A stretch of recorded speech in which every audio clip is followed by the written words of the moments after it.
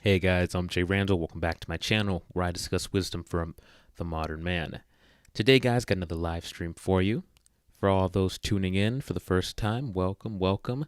I've gotten a lot of new subscribers lately, so this might be your first time catching me live, or maybe you're watching this after the live stream has already been uploaded. Either way, I want to thank you guys for joining the live stream. As you can see by the title, I'm sure you saw the thumbnail, this one's going to be interesting. This one we have Candace Owens versus 20 crazy radical feminists. Now, I only watched about 20 minutes of this because I wanted to see if this was actually worth doing a reaction to. And yes, it was. It was actually quite interesting. A lot of familiar faces I saw Candace debating up there, so I'm interested to seeing where this goes. It's about an hour and 38 minutes long. And, you know, it's going to be interesting. I like it. I always like to see Candace Owens. She's like one of the few logical women out there actually putting out good content. I would say she's one of the few actual, like, good role models for women. She's respectable, she's intelligent, and yet she still prioritizes family, religion, and respects her husband as the leader, and just has a respect for God. And it's so rare to see that nowadays. Most women are feminists, which is why there's one of her and 20 of the rest in this upcoming debate.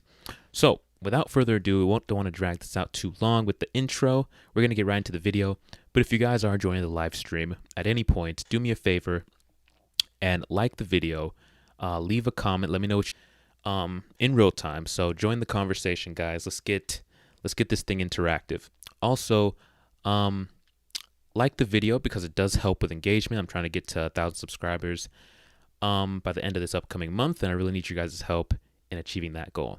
So, without further ado, let's get right into this reaction. Okay. Hi, my name is Candace Owens. I am a podcaster, a mother, a wife, and also the author of the upcoming book, Make Him a Sandwich. And today I am surrounded by 20 feminists. Oh boy, here we go. My first claim is that the sexual revolution has devalued women and made them infinitely less happy.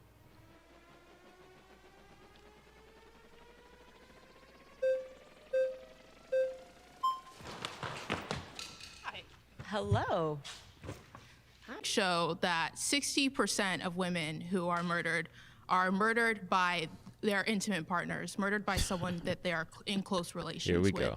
That's according to the UN. Starting off hot. From 2023. Yeah. So how is it that, women are so valued, quote unquote, in the home, and yet that's the place where they're at the most danger?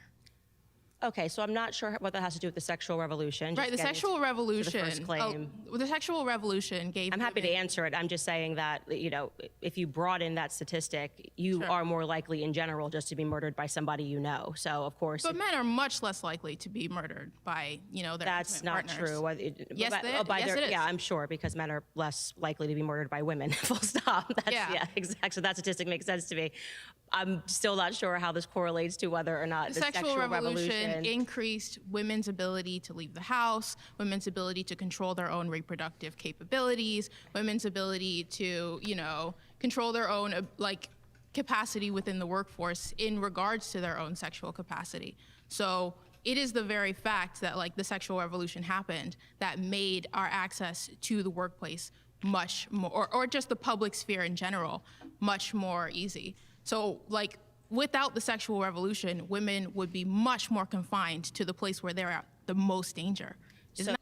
Okay, so they're at the most danger with these men that, I'm going to get into that yet. I'm going to let her keep going because I want to see what her ultimate point is. I want to see if she's come to the same conclusion I'm coming to because That true? So you think that, just so I'm trying to understand your argument here, you think that if we didn't have the sexual revolution, less women or more women would be murdered? Are you saying that women are More women would be murdered, for sure. Okay, I disagree with that. I still don't think it has anything to do with the claim that women are infinitely less happy because of the sexual revolution, which has devalued I think women. you'd probably be less happy if you're being murdered. Oh. Anyone disagree? Okay, yeah, I don't. Okay, okay. There is that was definitely a not that correlation funny between at all. personal relationships and domestic violence. And just to be clear, Right. if we're talking about just like a monogamous relationships, the most violent relationships that are on the books are between lesbian partners. Yes, when people are intimate, That's not a true that is actually statistic. true. They No, are. the statistic you're talking about is people who have faced domestic violence. Lesbians, yes, are more likely to have faced domestic violence, but that's because they typically came from relationships with men in which No, they were mistreated. lesbian Wrong. relationships are the most violent relationships that we have on the true, books. but we can move Statistically, on. they can fact check that. She The point wants to being is move that on. It's not exactly. It's funny how she wants to move on.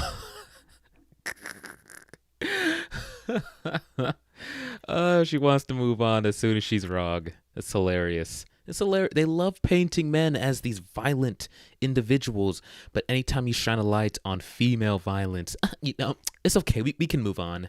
You don't want to disclose too much about this harsh reality. A stunning statistic to say that when people are in relationships, period, whether those relationships are homosexual, whether they're But married, you're whether they're saying in the that home. the sexual Let revolution. me finish. I've let you try to explain how this is correlated to ahead. happiness, and I don't think it does. I actually think you're having a different debate right now. But yes, absolutely, it makes perfect sense that you are more likely in general when you are in a relationship because people are driven by anger by people that they know, whether or not we're talking about boyfriend and girlfriend, girlfriend and girlfriend, a husband and a wife, a husband and a husband of a home.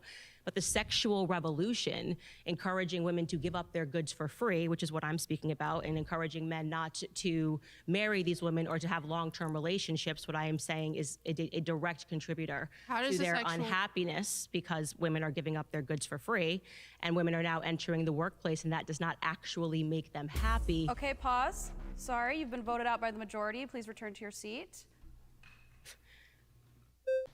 Hello. Hi there. How are you? I'm Candace. Nice to meet you. Julian, my pronouns are they, them. It's very interesting to think of it when we just think about the gender binary. It's, how do we place value on human beings in general? Also, guys, let me know if the stream is going smoothly. I don't want it to be choppy at all. And if there's any glitches or the stream's looking, low quality, let me know. Okay, let me know. One of my screens was acting a bit funny, so I want to see if that's on your guys' end as well. If it is, let me know, okay? And so when we think about, placing value, that comes from a place of power, right? So I think let's select like the Victorian era. You have this dominant group of people coming from white supremacy, deciding who gets to have a proper status in the world. And so that is already like taking human beings and devaluing them. And so with the sexual revolution, devalue, no matter the gender. So when it comes to sexual revolution, let's look at one contribution is sex education. I'm actually an educator. I teach sociology and LGBTQ studies. And I have absolutely seen the positive outcome with the sexual revolution and sex education and seen people empower themselves. And with that comes safety when it comes to decreasing STIs, abuse, sexual assault. Again, people get to empower themselves of all genders. And I know earlier you mentioned about violence amongst lesbians and sapphic community, which I do identify within. All genders can be subjected to violence. That was the point I was making. So I wasn't sure of how her claim was relating to what we were talking about, whether or not it makes people happy or unhappy.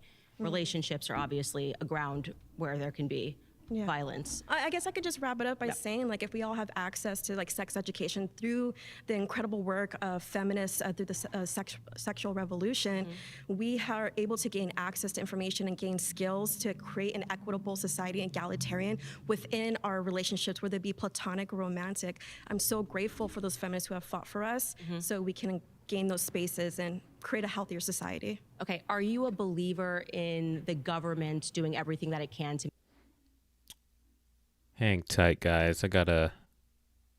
Looks a little glitchy, which I do not like. So just bear with me for a second. Want to make sure everything is going smoothly here.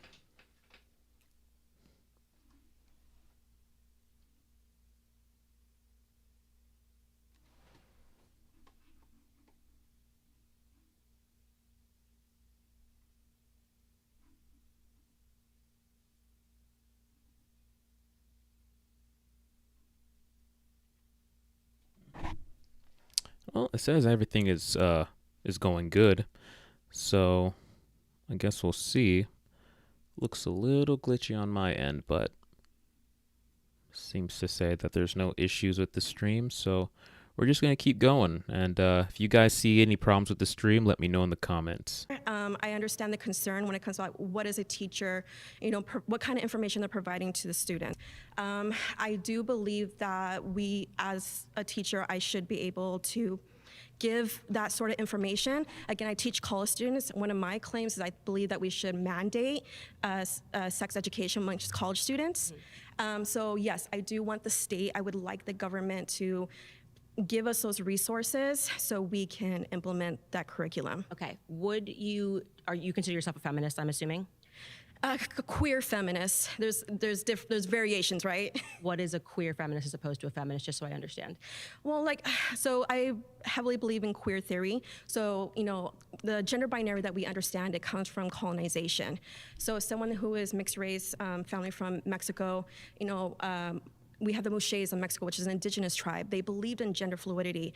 And then you have European colonizers coming who dismantle that. And now everything that we understand when it comes to gender is a Western lens. So from a queer... So you don't even think women exist, I'm guessing.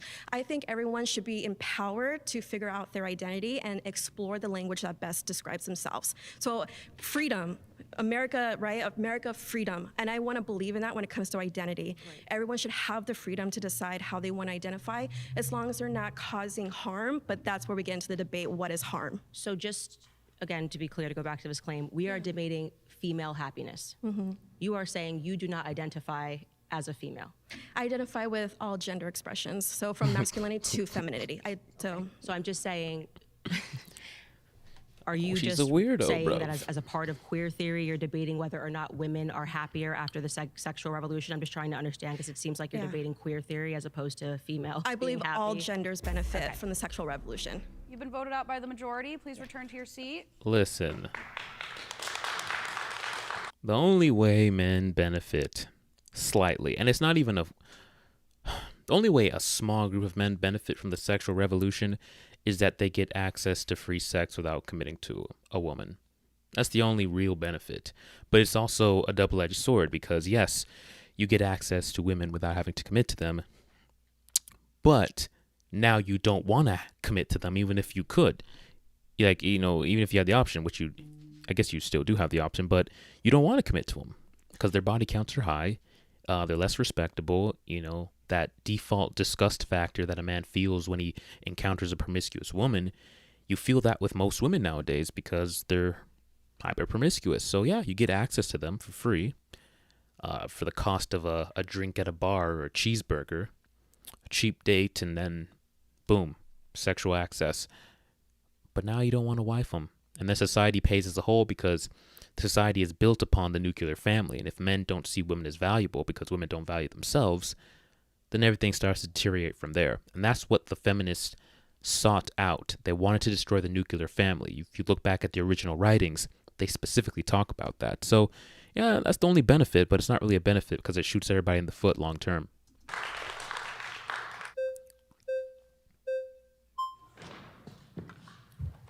Hello, I'm Zena. Zena.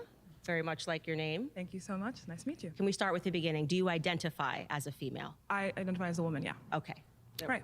So I do want to get back to your premise. You're saying that women have been devalued, right, by the sexual revolution. This kind of presumes two things. One, that there has been a loss of worth, right, for women. So you're saying that women have, as human beings, lost worth. Women who, prior to their sexual revolution, were worth more than women today. I would say Yes. that, yes, women have devalued themselves by becoming 1000%. overtly According to sexual. That's my claim. So, I mean, also according to and let's not remove this from the other part of the claim, which it has made women infinitely less happy. Right. So are you saying, but you're saying that according to you, women have been devalued? Not according to me. According to the time in which people are getting married, how difficult it is for people to find a partner that's willing to commit to them. And I think that's in large part due to the fact that women are offering sex for free, because it was a major component of the sexual revolution was this idea. So a woman's worth is tied to her sexuality? It's not tied Yes. to, well, absolutely. Yes, it You're is. going to be having multiple partners. Look at this. Look at his face. This is the kind of guy who lets other people smash his wife. Her value is not her sexuality, bro. So what if she smashes other dudes? I'm confident in myself. I'm a secure male. You have deep-seated insecurity that you need to deal with, right? How is a woman's sexual value attached to her worth? Like, what? Yeah, that's this dude, right? Partners, you are going to be devaluing yourself. You're worth less as a human being. Not as a human being, just, in terms of trying to have a partnership and a productive relationship. Certainly men are not going to be clamoring to have a relationship with somebody when the market is throwing them. A man's response. We make those judgments. I don't understand how she doesn't get that. I would say that I would argue that what makes women actually happy is family. So if you're interrupting, just to connect the dots for you, when women are having sex with multiple partners, it devalues them for men, right? For men. So yes. So men define a woman's worth. Well, I would say both of them kind of define one another's worth, because I think the ultimate goal for people to be happy is actually family. Okay, so you're saying in all cases, a woman is going to be more fulfilled in regards to family. That's exactly what I'm saying. And this is going to work in all cases. So you're saying there's no individual case in which a woman can Oh my gosh. Here they go with the monoliths again. It's like, bro, she's not saying all cases. She's saying majority. And we have to set up society along the lines of the majority. What's going to give the most people the best outcome? That is what we're trying to do here. That's the whole point of this. What's going to give most people the best outcome? To focus on family. Like, I don't see how they can't wrap their head around that. It's ridiculous. Fulfilled without being tied to other people in the case of family. I think there could be an exceptional case for everything. I think there are exceptional cases, but I think that if we all start trying to be the exception as opposed to recognizing the rule, which is that people in life are more fulfilled when they achieve a family unit and when they have children, women in particular, especially having a baby, because your job cannot replace the feeling of having a family. So what is going to fulfill you, or what is going to, I guess, essentially countries, I'm talking about like Sweden, Denmark, right? These countries tend to be like, I think in the past 14 years, they've been ranked as the highest in happiness and marital satisfaction from women, right? And we see that they also have been the most open in regards to like, sexual norms and sexual roles, right? So, and we also see that there's less rates of like STDs reported. We see more, and that's also due to comprehensive sex education that's pushed in those countries. So we see that and that's like a direct result of the sexual revolution, right? So when we're seeing that direct reports of happiness, right, we don't have these same rates in America. In these countries that are more sexually open, why would we see like those rates in those type of countries? So I think you might be referring to this sort of mass-produced study that was a part of like a behavioral science study, which said that women were the happiest women in the world were women that were actually unmarried and had careers. No. Okay. Well, there was reported happiness. Okay, sure. I'm talking about the same thing. It was reported happiness, but it could be there's tons of studies. The point being is that in 2023, there was this massive scandal where they recognize that a lot of these studies that were being produced, behavioral science, was proven to be a complete fraud, and they were unable to reproduce these studies. And they also says in 2023, Harvard investigated Dr. Francisca Sina in 4 papers published from 2012 to 2020. She was investigated by the university and suspended without pay, and the school is trying to revoke her tenure. Whew. Yeah, see, bro, these feminists, they're trying to push the narrative so hard that they're willing to create fraud, false information, fake news, to fool everybody into believing this whole feminist idea is better off for society. Also found that the data had been faked.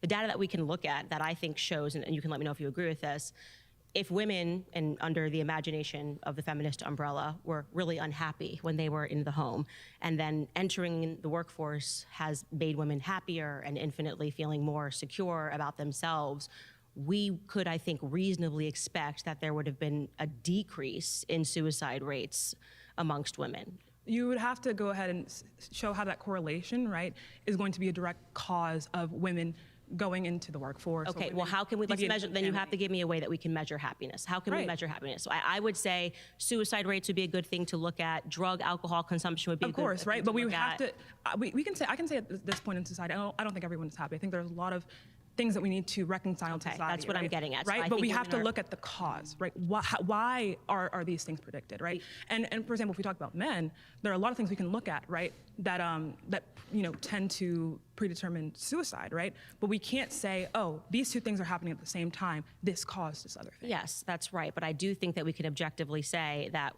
women who are committing suicide rates more than they were in the 1950s, like it has actually increased marginally.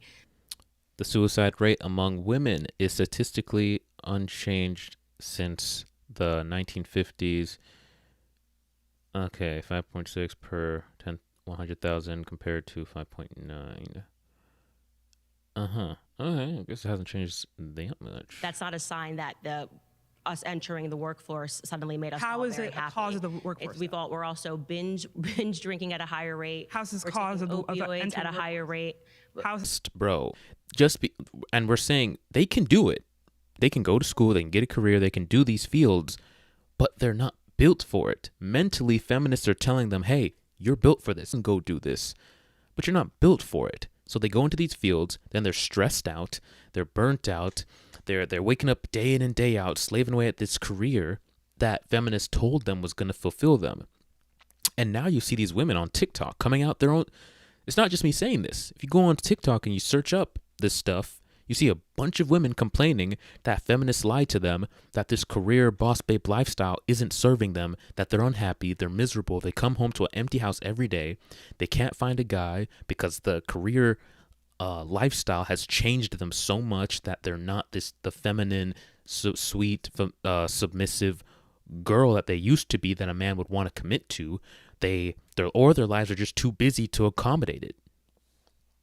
And they're miserable. They're upset. They feel lied to and cheated. So yeah, she's right. On a pathway, aspirationally. But you're gonna have to. You're saying you think this, right? But where's the cause? Like you're not substantiating the claim. You're saying this is what I think. I'm seeing two. Okay, pause. You've been voted out by the majority. Please return to your seat. Thank you so much. Great job. Great job.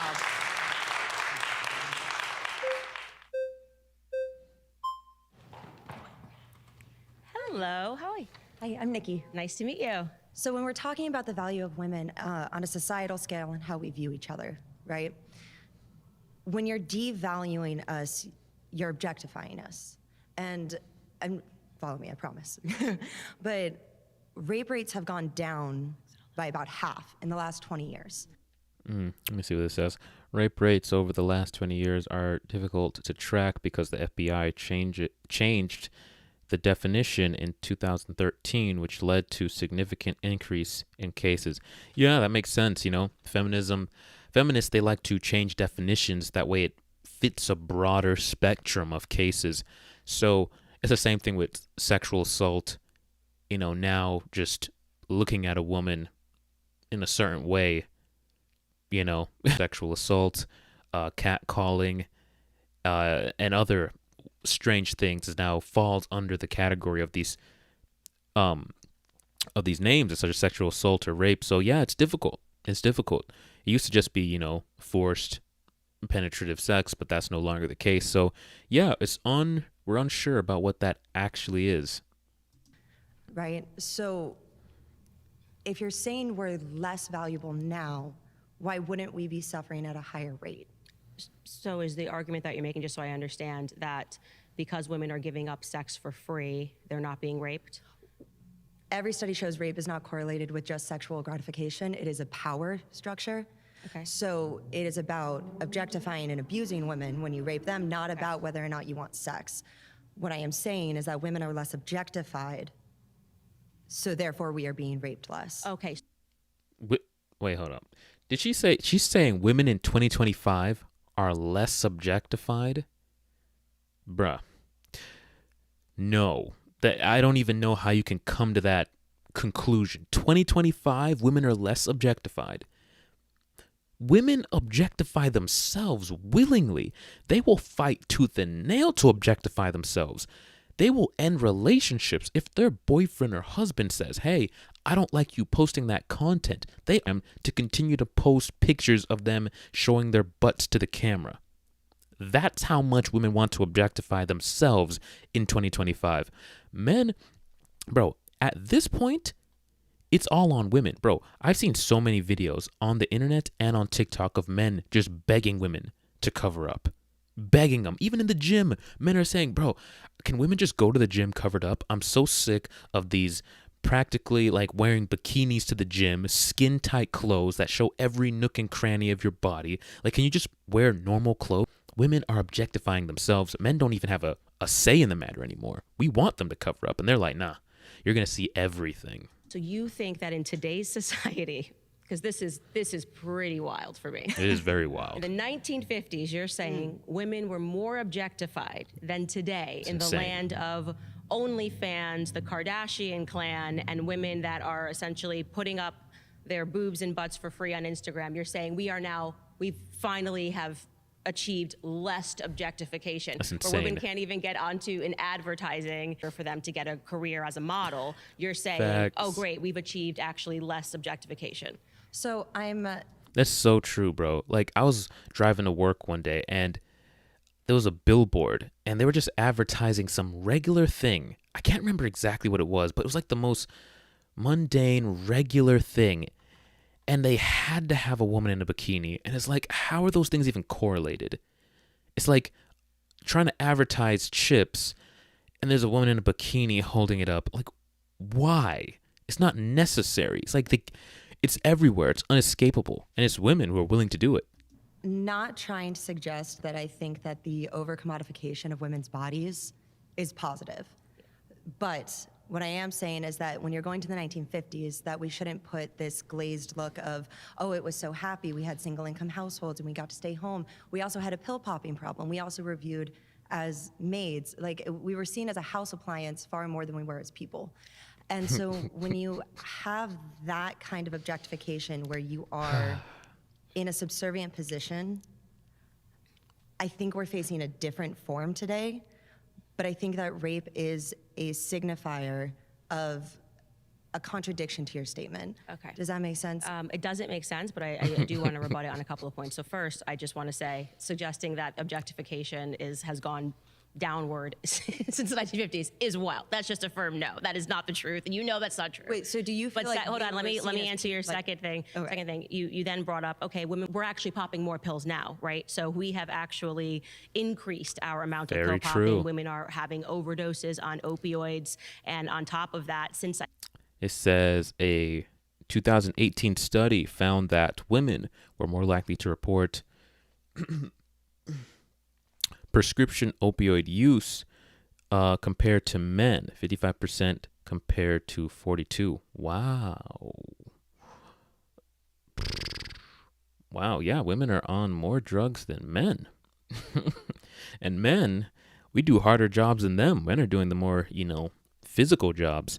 That just goes to show you that women who even work easier jobs than men, office air-conditioned jobs, are more stressed out than the men who are literally building society. Well, I would say they're probably not more stressed out. They just can't handle. increasing our opioid use compared to men. So women are not popping pills less because we're going into the workforce. That's actually not true at all either. We're also, like I said to you, consuming alcohol more and binge drinking more than we did in the 1950s. Yup, anxiety is up, bro. Every chick, I have anxiety. I got so sick of going out on dates, and these girls, bro, they can't stop vaping, and always their excuse, I'm so sorry, I have anxiety. And it's not something, they just have anxiety for the date, because I make them incredibly comfortable. It's just, they vape in general. You know these chicks. They have to, and I'm not just going to say that it's women, because it's men too. Men are vaping like crazy too, but it's just like women all just claiming this anxiety, and this data shows it, bro. Just so much anxiety. I swear, these chicks have more vape in their lung than oxygen. It's just always hitting that vape. Which is why I was trying to get her to say, we need to look at actually give me any reasonable metric of how we can define happiness. Because it's hard, right? Are you happy, yes or no? Sure, but wait, hold on. We're actually avoiding what my original point was about rape being the signifier. Okay, pause. You've been voted out by the majority. Please return to your seat. Thank you. Nice to meet you.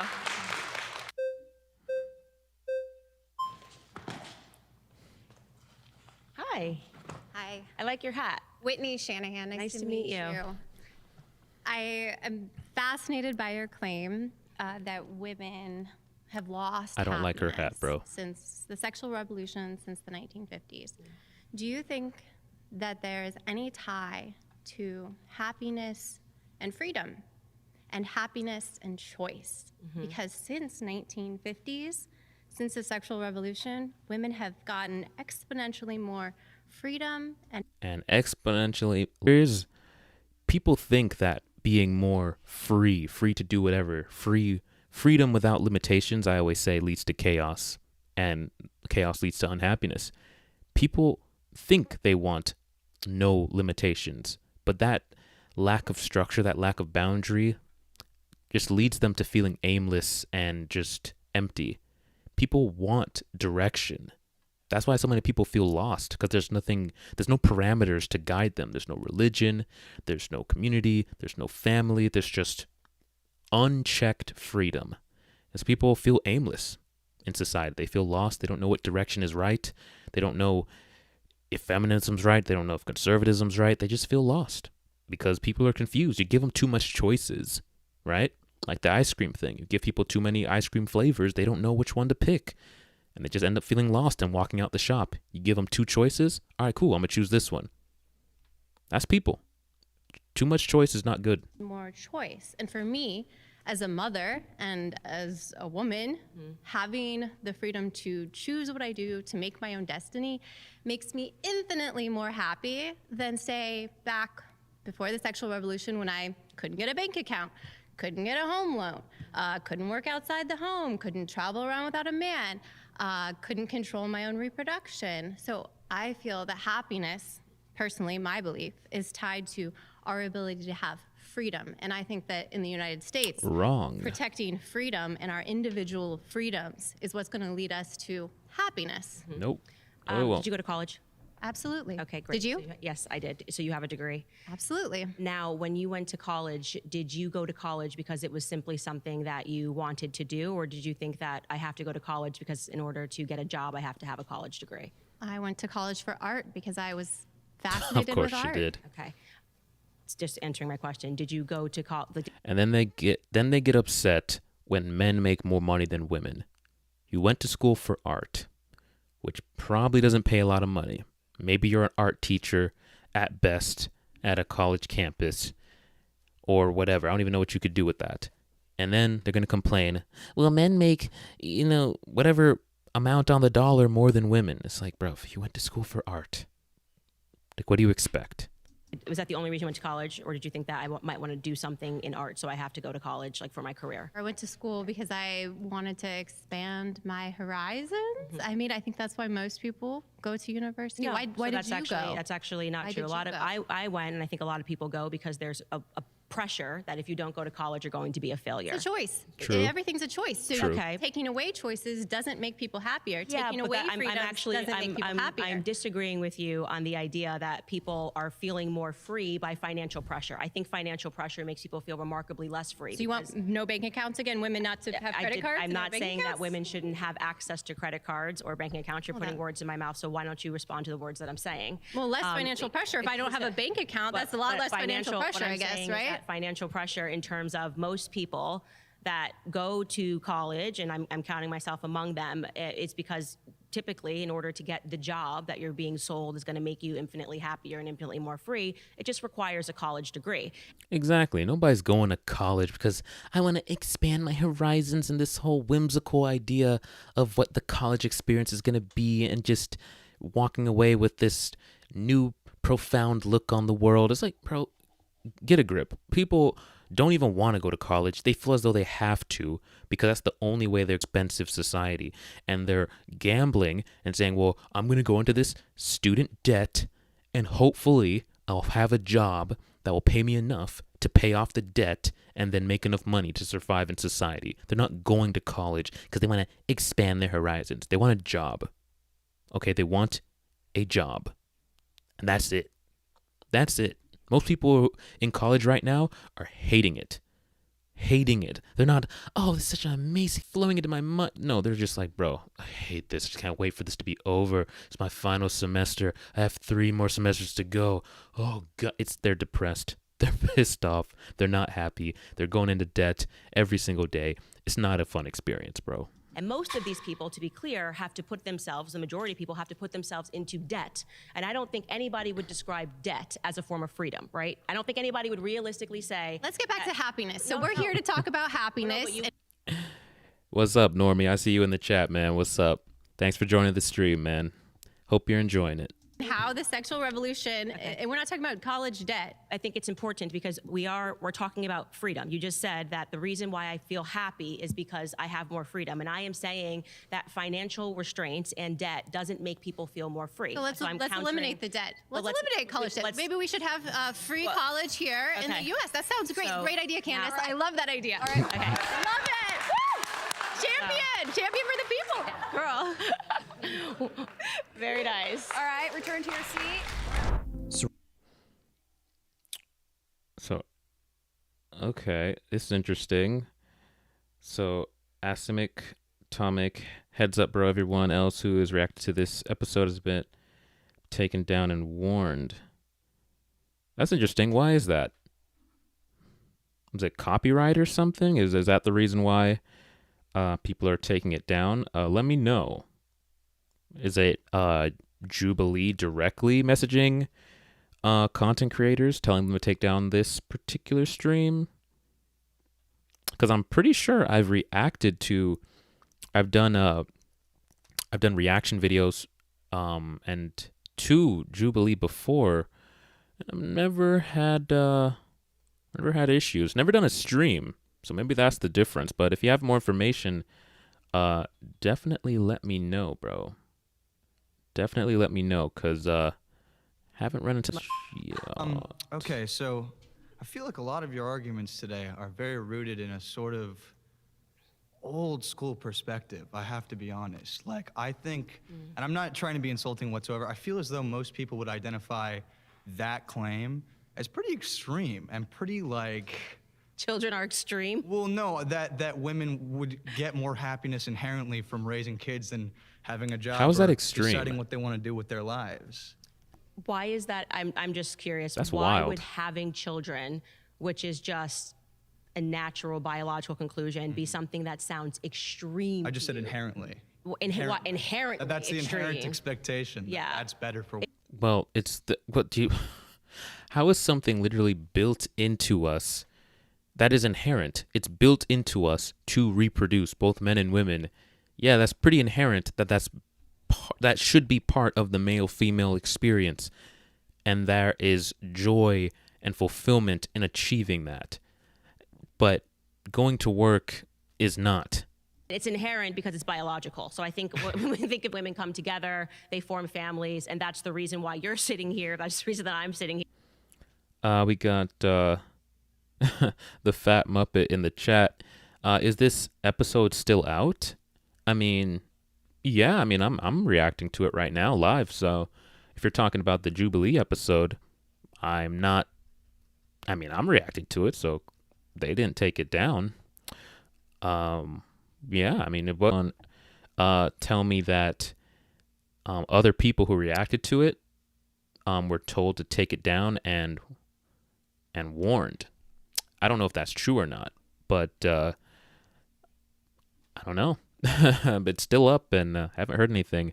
So let me know if you guys have any more information on that particular situation. But we're going to keep going. If they tell me to take it down, it is what it is. We'll take it down. At least we got this live going. You guys can enjoy it. But if they tell me to take it down... Inherent. Well, so I was saying told- it's just natural order that we're speaking about, right? Okay, let's break it down. So why do you believe that? Why do you believe that? Why do I believe that women... Why do you inherently are happier? Yeah. Okay, you keep stressing this word inherent. So, Yeah, okay, yeah. I think because it speaks to natural order, and every piece of life, I think, is enriched by You children. don't think it's natural for women to get to decide what they want to do with their lives? I do not work or have children is problematic. What I'm saying to you is that women will get the most fulfillment. I appreciate that information, bro. I was having a bit of internet issues on my end as well when it came to the buffering. I wasn't sure if it was just my end or if you guys were experiencing it. So I appreciate you letting me know that there's a issue there. I I don't want to end the stream now, so I'm going to try to just bear with me on this one. But after this stream, I'm going to go in and adjust some settings to make sure this isn't an issue. But I appreciate you letting me know that it's not just on my end. But try to bear with me on for this particular one, guys. I don't know what's going on. Usually the stream is completely smooth, but it's having a bit of issues today. From having a family. Because it's natural. It's natural, but also children are wonderful and beautiful and child. Yes, it's a lot of work. It's beautiful. I hear that. Well, Yeah. Okay, what if there's a little girl born and it's her dream her entire life to be an author or to be, on TV or any of these things, and having children is very expensive. It takes a lot of time. So how is it better for that, and I understand this is hypothetical, but that hypothetical little girl to have children than to pursue these things that would make her happy as she gets older? I just think that child was more fulfilling and made her happy. That's what I'm happier than the book did, is what I'm saying. And I say this as a published author of a New York Times. I would choose my children over my best-selling book. And I was that little girl who had a dream that, it would be really great if I could share my thoughts and ideas in a book. But it is utter insanity for me to reflect on that and say that I would have rather published Blackout than to have my 3 children. But why is it rather? You see what I'm saying? Because everything is subject to time, bro. You can write. So that's writing a book is an example in which you can do both. You can do both, but having a boss babe career and having children, you got to choose one, man. You got to choose one, or have the kids first. And if you have them early enough, they'll be old enough. By the time they're 18, you're still young enough to enter the workforce and have that boss babe career if that's what you want to do after they leave the house. Or they're, 18 and up, they can take care of themselves. But yeah, you can do both. You just got to do one first. It's not rather. I'm just saying Well, that's that your claim. it will. That's your claim, is that it's better. It will be more fulfilled. Right. Yes. So rather. Well, if it's an either or, if you're saying it's an either or, I'm just saying that if these two things have happened in your life, the thing that will bring you more spiritual fulfillment will be children. And so women who are neglecting that, who are neglecting the pathway to, strive toward family because they think their career is going to hug them at night, or they think that when they're on their deathbed, their career is going to come up next to them and say, you were so great to me. They wake up from it before it's too late. Yeah. Pause. Sorry, you've been voted out by the majority. Please return to your seat.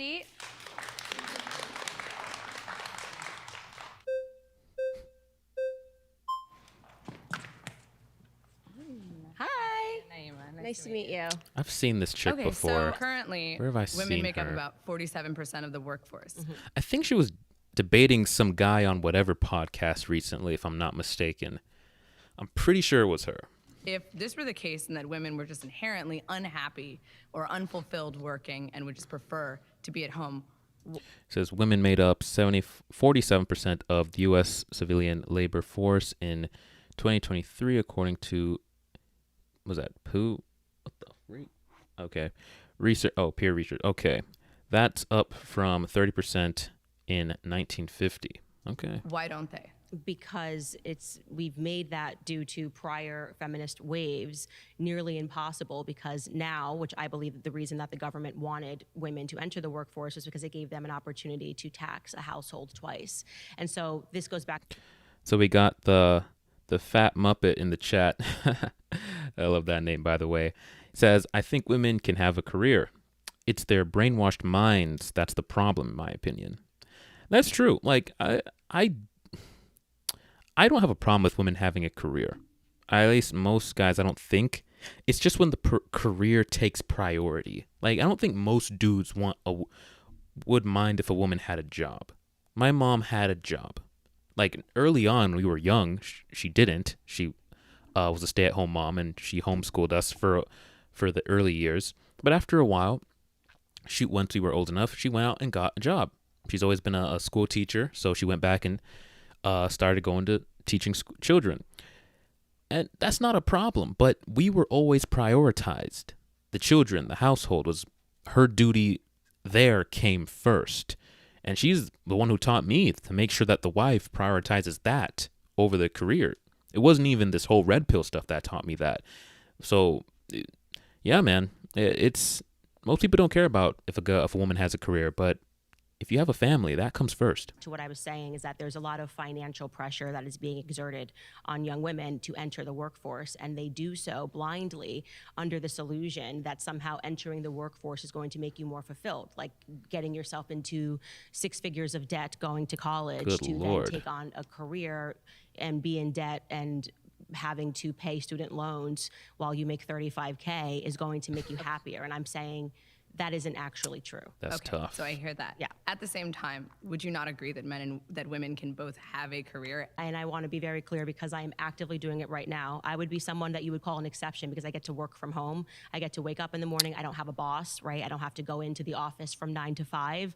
I get to then therefore spend the entire morning Exactly. with my children. So you're an exception, and the 47% of women that make up our labor force are also an exception? No, the exact opposite. So I'm trying to make it more realistic because I think it's really bad form when people who are able to stay at home, right, and are able to start working at 1:00 p.m. as I do after being around their children have this. That's not the reality. The reality is that the overwhelming majority of people are stuck behind a desk all day and they're not happy. They're not doing work that gratifies them at all. And at the same time, they're suspending. Well, that's their just what career you've chosen, but I think Yeah, but she's acknowledging, bro, like being in a position as a woman where you can stay at home and still do your job. Most people don't have that. Most men and most women don't have that situation. They got to go to work. Like if you have children, that child has to go somewhere while you're not at home, which is usually daycare. And I did a live stream where we got into that, where there was these feminists around the table and they were, I believe it was the Diary of a CEO, and they were talking about the damaging effect that putting your kids into daycare, especially early in life, has on them. It destabilizes their whole stress, and it's damaging. that the issue Most with people your work a 9 to 5. I think that's okay, the yes, reality, but if right? it's the Okay. job that is making them unhappy, then maybe they should have chosen a different career path and not the structure of the career itself. But my issue with this is that not only is it claiming that women can't both be mothers and have jobs, which we know to be true because millions of women do that. My mother does that. You are actively doing it right now. But it also is qualifying what different, every bro. single woman in this country wants without any clear evidence. I mean, there's 169 million women in this country. How can you say that you know exactly what every woman secretly wants? Are you asking them? That wasn't my claim that I secretly know what every single woman wants. I'm saying that if you measure up at the end of your life, what brought you more fulfillment, your career or a children, raising children in your family, we will discover that, and there actually have been studies, people that have gone to people on their deathbeds. According to the top 5 regrets of the dying by Brownie, what the heck is that? Okay, Brownieware. Too much work is the number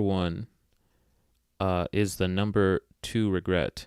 Too much work is the number 2 regret behind not living a life true to yourself. Sorry guys, I'm not wearing my glasses right now, so it's a little tough reading.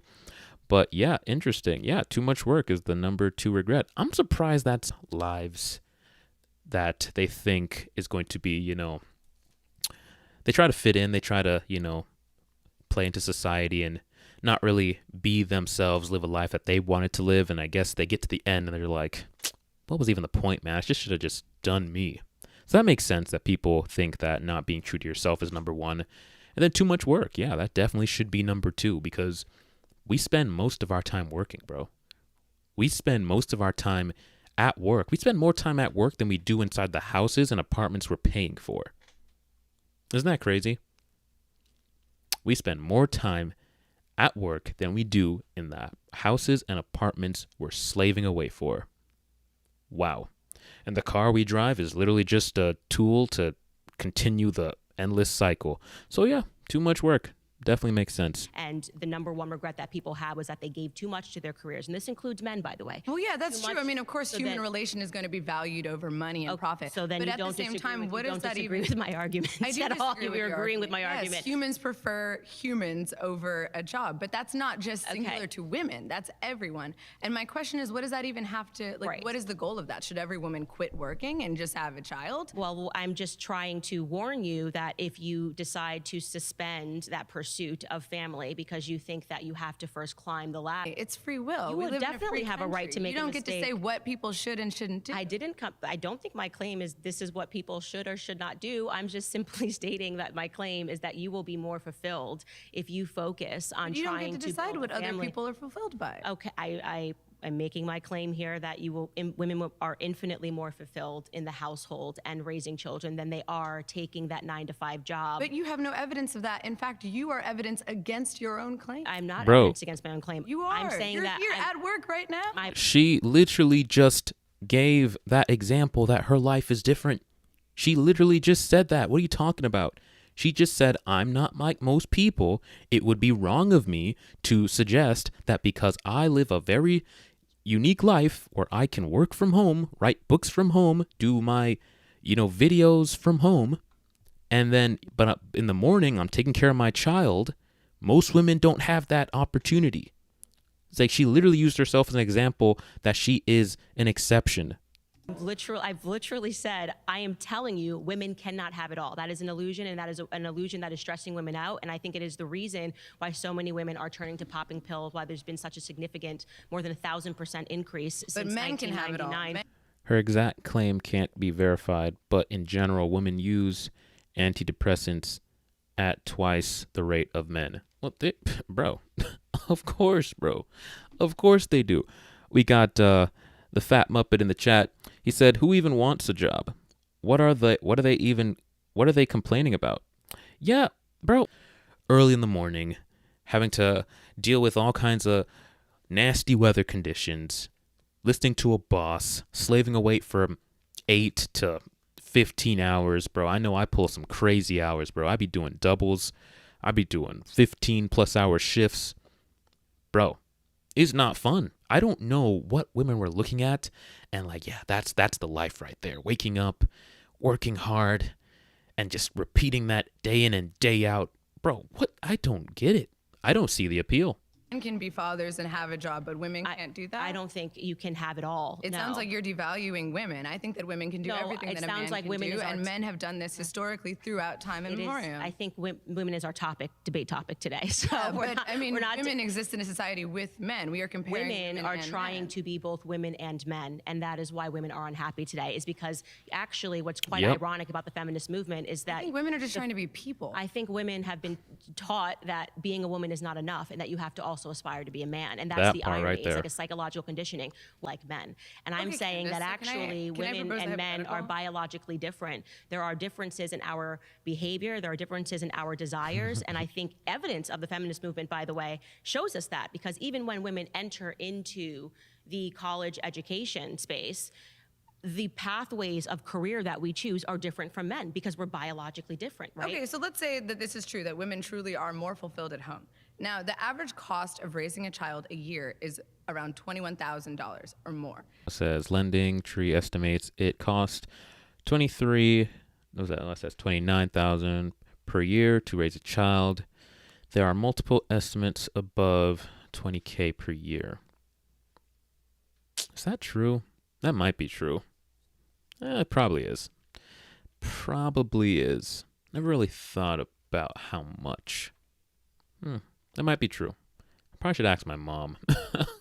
She raised like 5 of us, so I'll ask her. Stop working, and now the onus is entirely on men. Like, the society that you're pitching is not sustainable economically. It was, and I think, it was sustained economically. but it's not right All now. right, pause. currently. Naima, you've been voted out by the majority. Please return to your seat.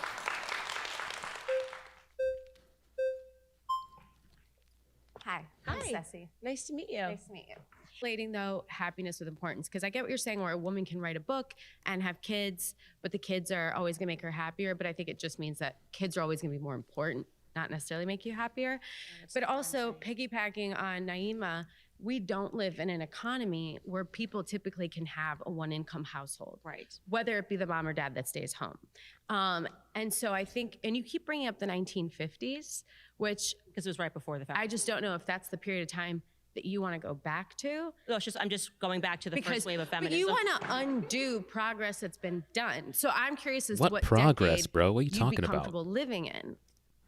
especially as a Black woman. Okay, so we're gonna park aside the race politics because I want to focus on Okay, then as a woman, what period Okay. of time do you want to go back to? just as a woman. I think that it was probably a better environment for women when we understood that raising our children was It's not about going back to a period of time, because anytime you go back to a period of time, you're subject to the pros of that time and the cons of that time. It's not perfect all around.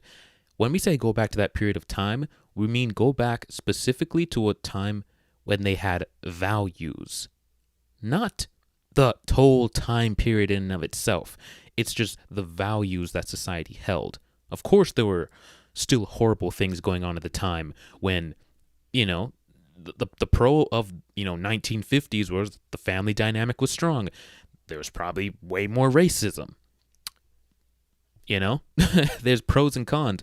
But what we can do and what has, traveled through time has been morals and values until until feminism came into play. So even though time progressed, people held on to values until feminism came in and said, no, let's do away with this.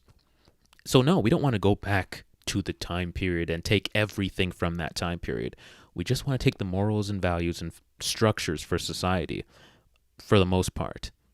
fulfilling. But some women still do understand that. Right. A lot of women and I'm still one of them. understand that. And I'm here advocating for you to be able to live the life that you want and for other women to be able to live the lives they want. Do you have children? No. Okay. You have a career, I presume? Yeah. Okay. What do you work? What field do you work in? I do hair. Okay. Wonderful. So I have both children and a career, as somebody pointed out. And so the fact that I'm saying that you will be infinitely more fulfilled at the end of the day by raising your children than you will be if you come home and you say, wow, I really crushed it dyeing somebody's hair today. What is it exactly that makes you angry about hearing that? Like, that's what I'm actually trying. Nothing makes I'm me trying angry. to get. No, I'm trying to get to you know the. what, I'm Kat, trying no, to get but to the that's- implicit but revolution. That's the thing is that no one when is someone angry. mentions children. No, see, no one's angry when you mention children. I get angry, I guess, when you mention that someone should have a children or you're trying to impose a lifestyle onto people that you want to live, which I think is kind of funny because as someone who's anti-feminism, you practice it more than most women do. I mean, every time you get on your podcast, every time you collect a check, you're practicing feminism. Okay, that's what you think. No, that's what it is. Because actually, without feminism, yeah. you wouldn't be able to exist. Yeah, people keep saying, I hate when people say that. But because it's just the it truth. just shows that you haven't done the research to even understand where the feminist Or you don't know movement came from, history. which was discovered. That's what I'm saying about you, because it means that you don't understand that a bunch of government officials in the CIA funded the feminist movement. So for all of your hatred for the Hold on. patriarchy, What did they So say? my question is it bad that they men funded it or wanted- bad that it just men happened? want- Hold up. I want to read what that said. It said the CIA funded organizations associated with the feminist movement, including the Independent Research Service founded by Gloria Steinem. Bruv, like this feminist thing goes so deep, man. The way it's not just a thought process that came about naturally. It's a very strategic, intentional movement and ideology to result in a very specific destructive outcome. And as this goes on, we're definitely going to get more into that. But a lot of people, with how deep this goes, will probably think like I've been reading. I don't know, for those who are familiar with Andrew Wilson and his wife and her book Occult Feminism. Now I've been reading into that, as well as other works, other literature, to really understand feminism at its roots, its core.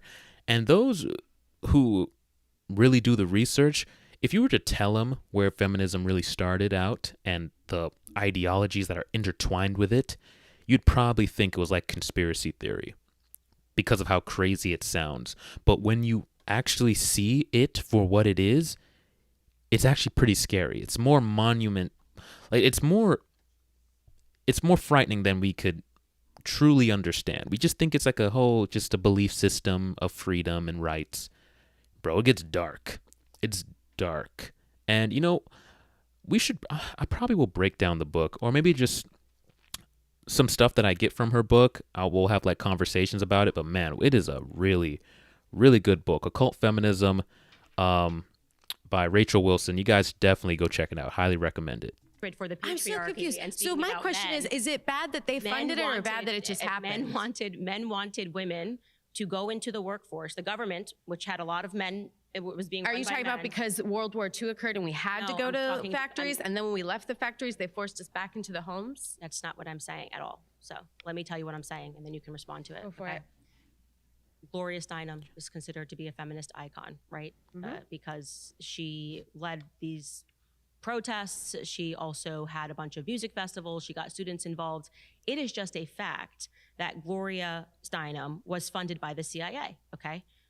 The CIA, being the male-dominated CIA of the 50s and the 60s, funded those movements because the government really wanted you to be more free, that they wanted to encourage women to enter Well, I the have to be honest with workforce. you, I couldn't speak on behalf of the government. Okay. You know what I mean? And what their intention Well, I think it's important was because you with just said that I don't know history, and I think it's pretty important if you're going to sit across from me and say I don't know history, that you Yeah, learn a but- piece of history and then question as You keep bringing up men, and I think it's funny because we should talk about men more. Like you brought up Oh, suicide, boy, here they're we go. 4 times more likely to kill themselves. which is why I don't And while believe- women, we're twice as more often on antidepressants, but that's because we go out and do what we need to do to keep coping. because we're not happy. And we need to focus on men and the patriarchy because it's actually oppressed them just as much as women now emotionally, right? The Because when we're patriarchy kids, oppresses men.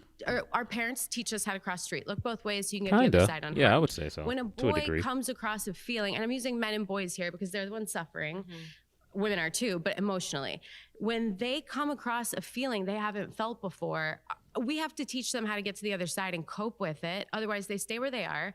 That anger and resentment builds. That's the feeling they become most comfortable with. That's the feeling they go to first in most situations. Oh my God, bro. Here we go. The feelings.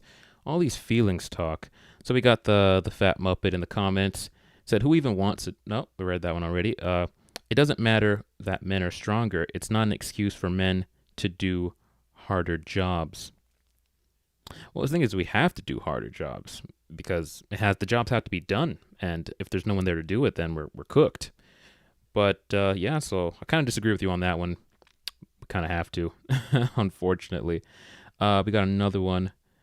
Let's see here. It says, I was born with the gift to notice fake, so I've been aware of this since I was a child. It's been hard being the only one to see this for such a long time. Okay, so are you talking about like the fakeness in terms of feminism or in terms of liberals? If you give me a little bit more information on what you're noticing. What are you noticing exactly? But yeah, man, it's crazy what they're saying. We need to stop telling our boys that they don't cry because they do. They just do it alone, and then they become even more alone.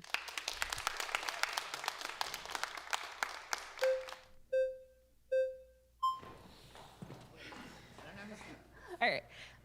Jasmine, Nice to meet you.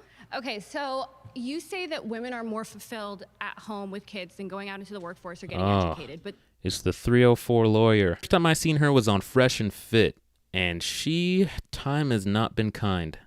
Time has not been kind. Look, she got a lot of work done. Face looks a lot more angular, and look, she got like a nose job. She got the lip filler going on.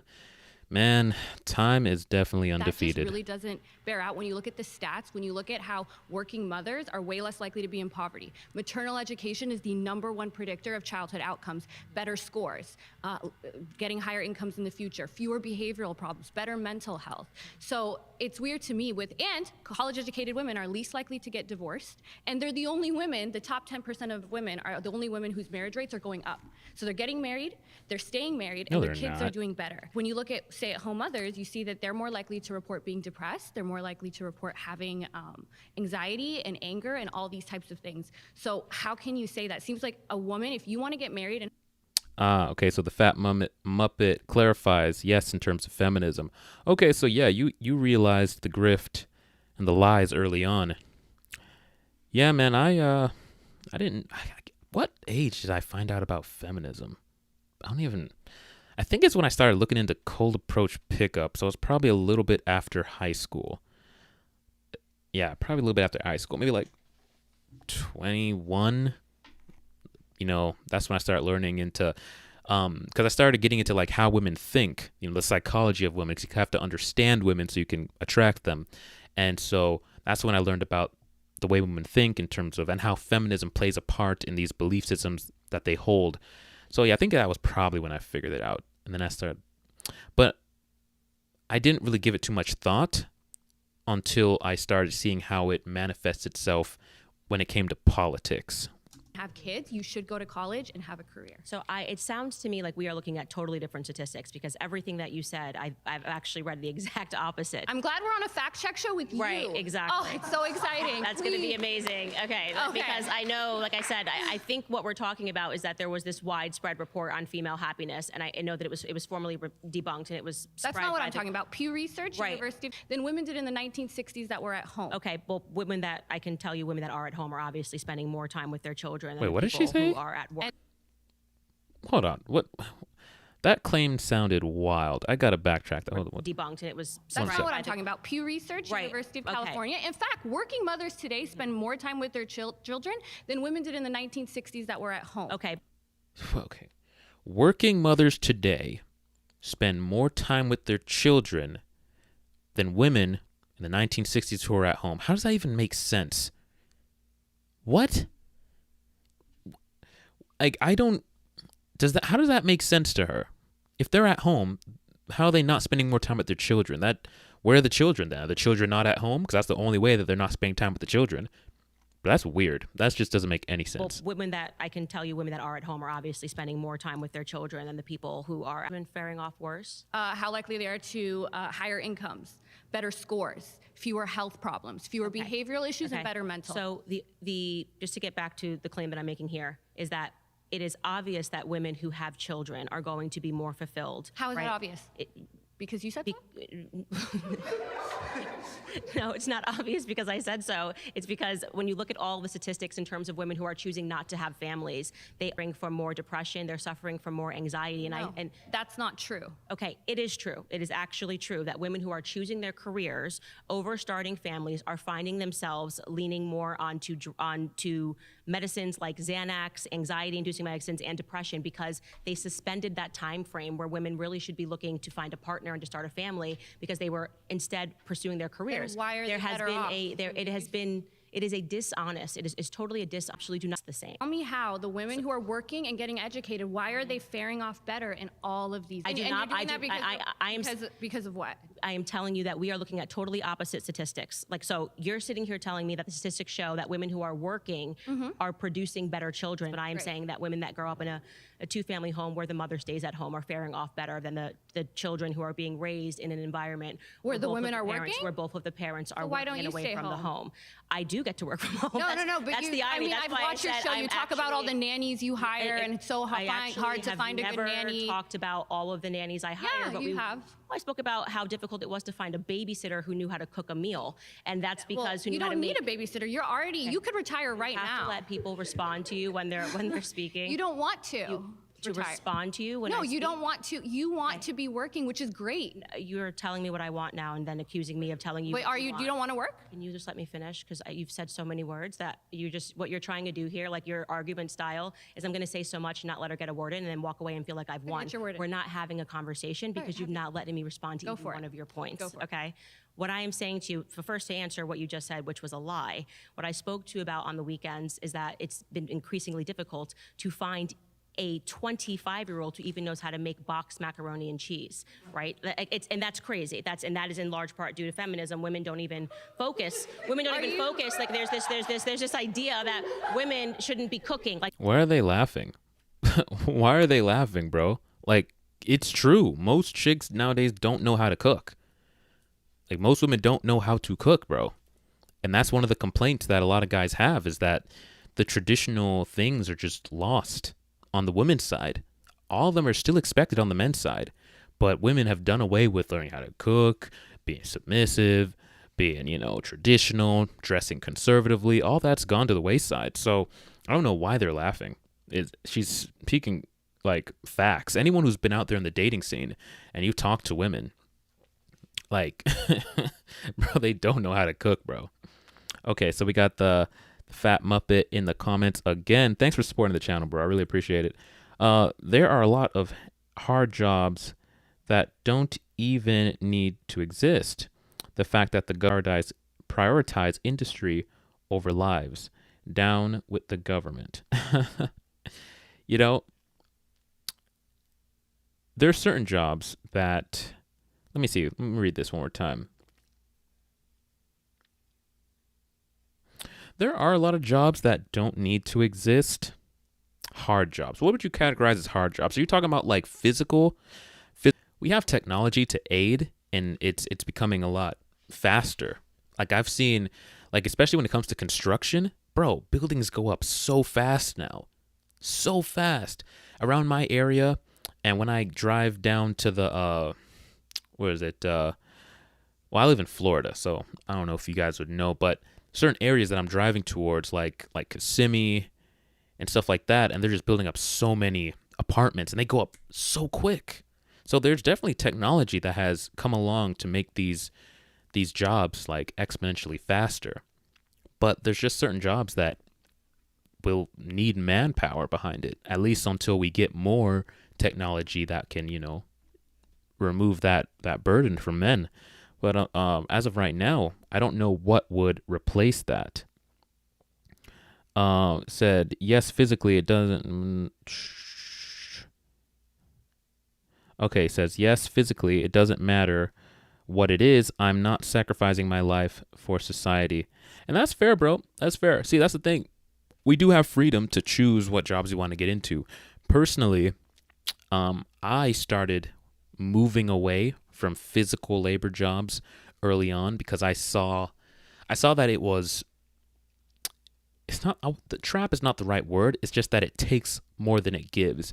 And you spend your early years either doing construction or doing like working in a factory. Like I was working in like warehouses and stuff, lifting heavy stuff. And I realized, because one year I worked 3 jobs. 2 of my jobs I worked in a factory, and I was lifting stuff, pulling stuff, and it took a real toll on my body.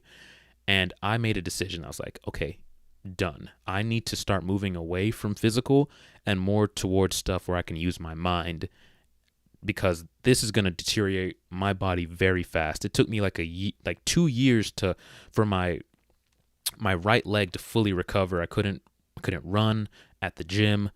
I couldn't play sports because my lower back was messed up for a while because all the lifting I was doing.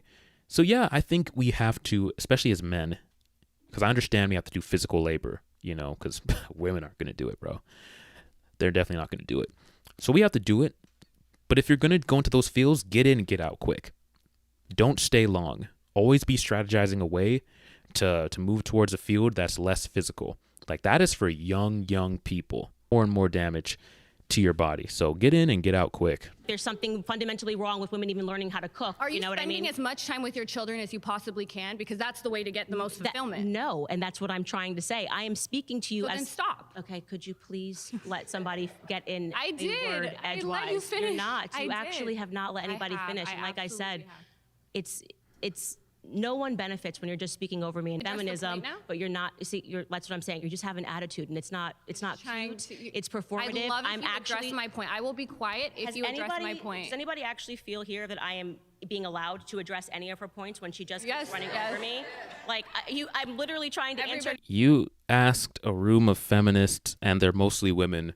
They're going to agree with each other, bro. It's the sisterhood. They're aligned with their belief system, and they're aligned with the feminist, not the feminist, the female sisterhood. Yeah, you're definitely gonna get them agreeing with the chick at the table, 1,000%. Like that was not a good question to ask. Not in this crowd, not with that room. Your first point of you saying that I don't stay at home. Yeah, Fair that was point. really weird. Fair point. Obviously, I get that you're all anti-Candace and pro-feminist, but also it's not productive if you're not actually... Okay, address the point. You spend more time saying that I'm not addressing, that you don't have a chance to talk. I mean, God, the whole she's time you could annoying. have addressed the point. You could have talked. I go for it. just want you to know that you're not coming across as somebody who wants to actually have a conversation. So to get back to the... Yeah, she's just trying to get clips and feel like she owned somebody. And this... I just can't respect a guy who's a feminist, because it's like, it's obviously such a grift. It's such a like underhanded thing for a guy to be a feminist. It's like, bro, it's not even. I can't respect the dude who claims he's a feminist, bro. Like, it's just weird. Claim, because I don't even know where you're at. You're now talking. You're saying that I said stuff in my podcast. I'll go wherever you want to go. I never said. I'll go wherever So do you want to start with me working at home? Because I work at home. You just said something about me working You at travel home. all around the world. Okay, you do speeches, and I love that. I love how ambitious you are. That's a really great trait. And if you were truly said that, you would be more fulfilled. Now, one thing you do find is women, they don't want to stay at home when you pull them. They just want flexible working hours and flexible working conditions like you have. And The Fat Muppet says they are not laughing for real. They only do it to gaslight. That's what most women do when they have no real opinions. Yes, you see this all the time.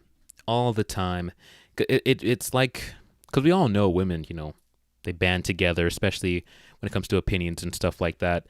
And yeah, you could tell it's fake laughter, just performative to make her feel as though she's, you know, not making valid points. But she is. It's 100%, bro. I agree. It's definitely gaslighting. I think we should all advocate for that. It's not one or the other. But when you sit here and you go, you'll be more fulfilled doing this and spend all your time doing that, we would love for you to leave the public eye and go focus on what makes you fulfilled.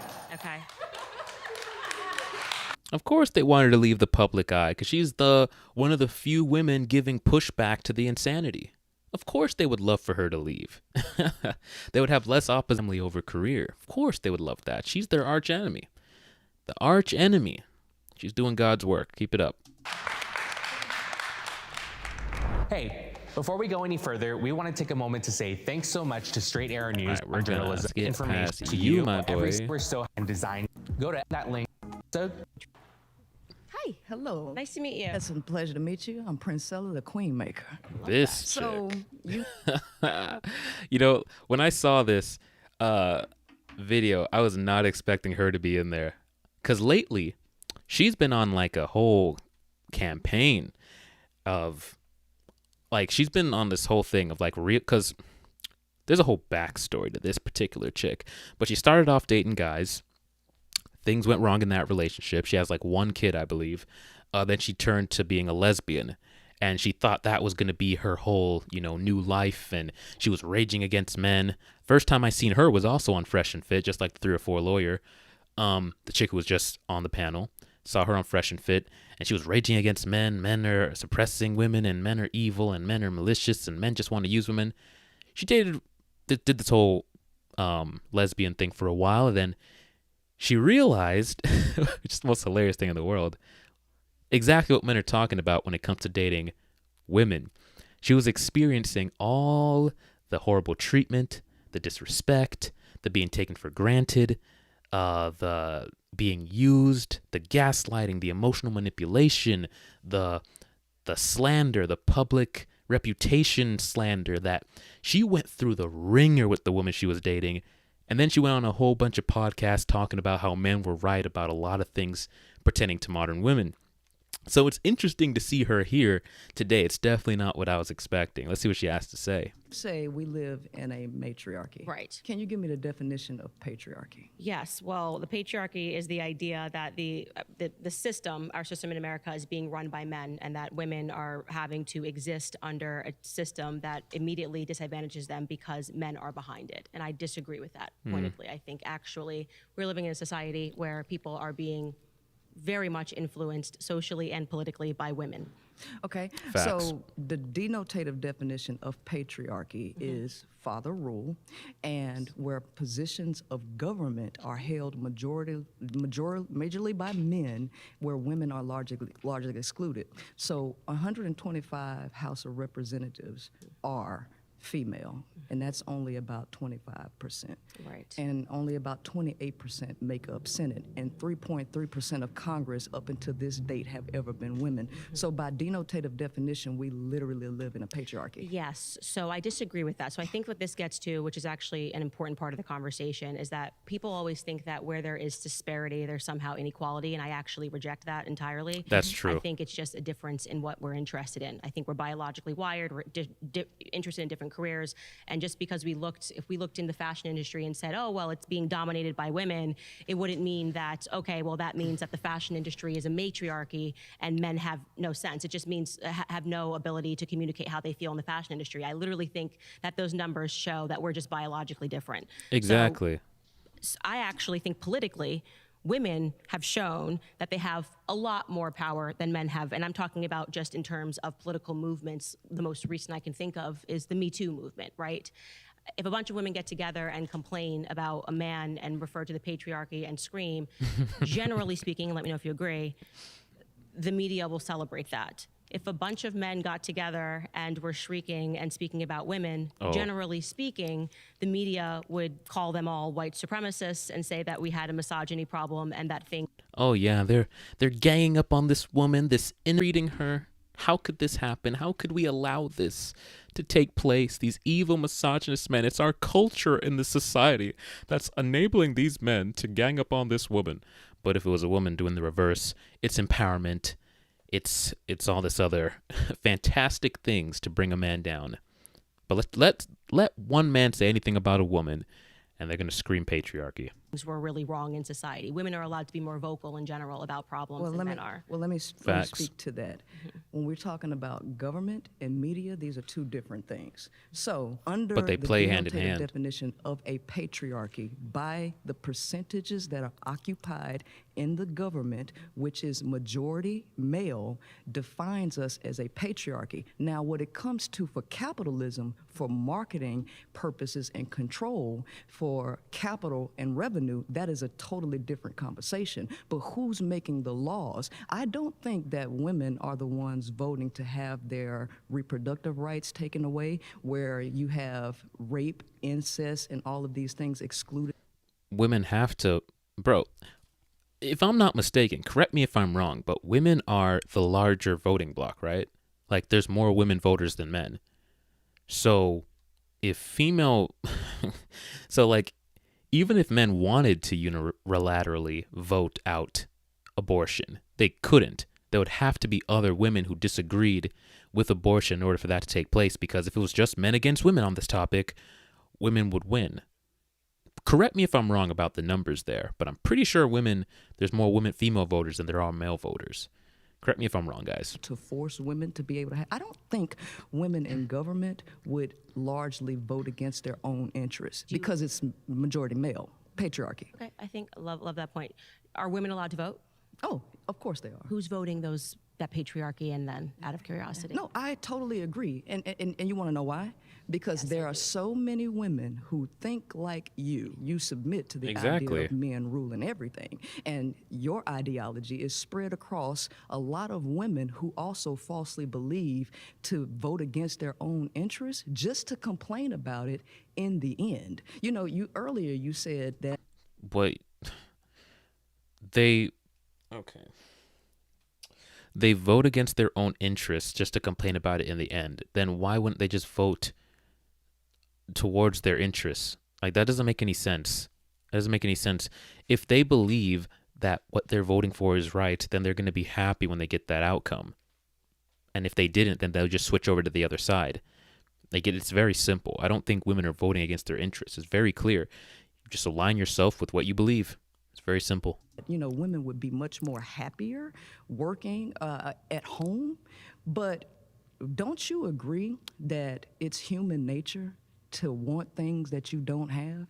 So during the 1950s, which is something that you constantly bring up, you know, it wasn't until 1994 that it was legally illegal to beat your wife.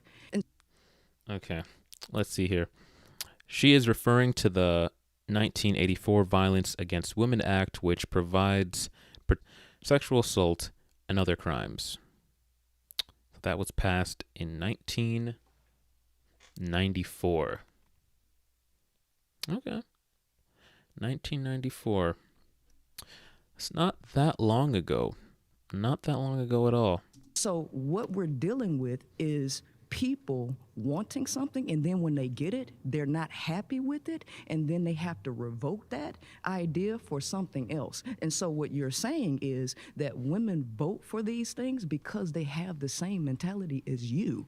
Okay. So you're acknowledging that women have the freedom to vote. Yes. And you're saying that women are still existing mentally, even with the freedom to vote. Correct. They are voting men in because we are still victims of. No, I don't believe in victimhood. I believe in lack of education and lack of knowledge, because one of the things that you also Do say. you think that it could just be that more men are running for positions of office? No, not necessarily. Because Yes. remember, the United States, the average reading comprehension of people in the United States is 6.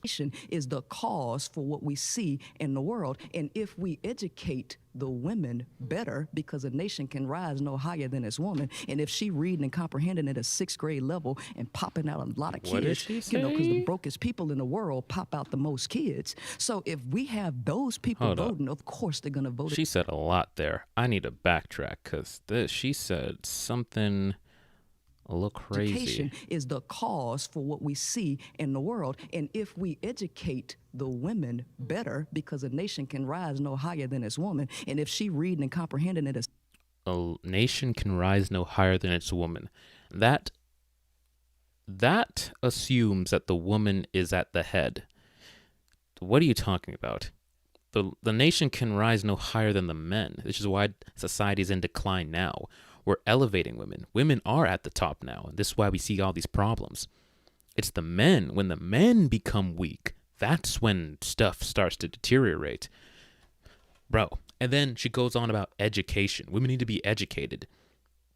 And when it comes to what education is, they're talking about feminism. Women need more feminism. They need more feminism crammed down their throat. They need feminism now. They need feminism early. They need feminism always. Just feminism, feminism, feminism. That's all they think education needs is needed.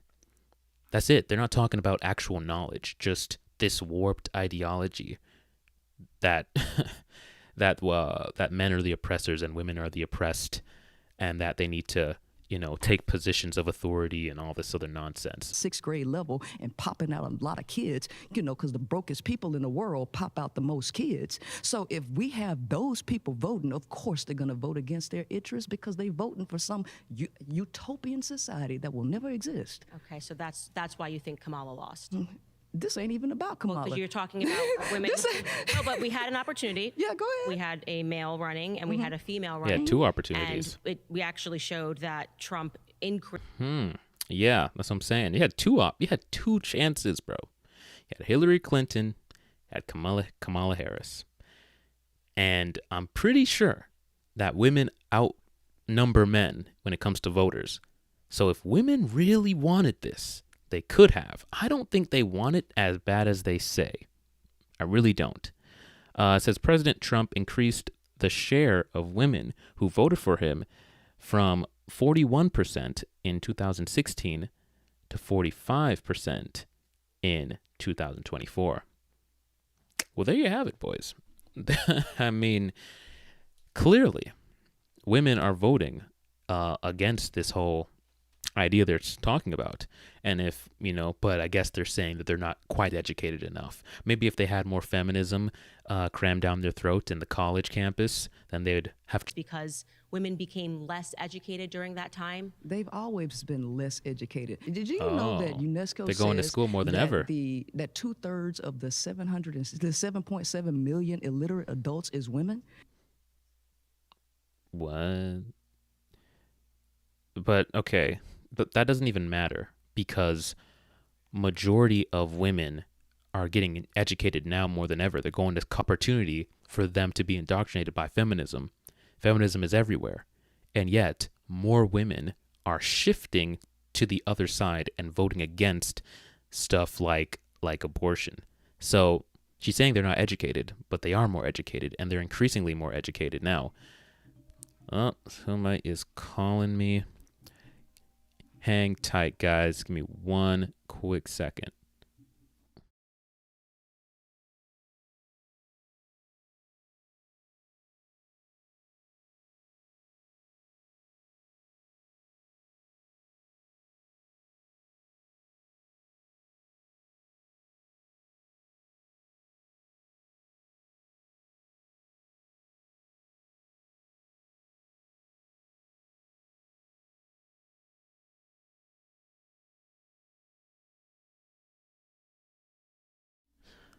Sorry about that, guys. Let's get right back to it. Illiterate. And we have 6th grade educated people voting. And guess who? Guess the dominant population is white women. And so guess what? Now you have to add a race element into that, which you already know exists. Because we, as black folks, we ain't the dominant people voting people in. Okay, so now when we have to go into white supremacy and feminism, now you have to look at the mind of the people who actually have economic success and what they're voting for, because classism actually matters as well. So I'm sorry, but a lot of people vote based on their feelings and not based on policy. Pause, guys. What the of course the black woman brings up stuff. Listen, okay, it's easy to tell the difference. This is from the Fat Muppet. Thanks for supporting the channel, bro. He says it's easy to tell the difference between who she is trying to project and who she's actually is. She's trying to personify deep wisdom, but it's very clear what a shallow person she really is. I agree. Every time she speaks, she's trying to sound profound, like she's like uncovering this deep, knowledge that everyone is just so unaware of. Yeah, dude, it's just, and also I think it's because of her tone of voice. Most women, she has a deeper voice. She sounds more like a man. She presents more like a man. She articulates more like a man. And that, I would say, commands a certain level of respect. I think if her voice was higher pitched and she was saying the exact same thing, unfortunately, we probably wouldn't take her as seriously. Like, she probably got booted off a lot quicker. But seriously, But she's still a woman at the end of the day, and she's saying a bunch of nonsense. Sorry, you've been voted out by the majority. Please return to your seat. Thank you for the respectful conversation.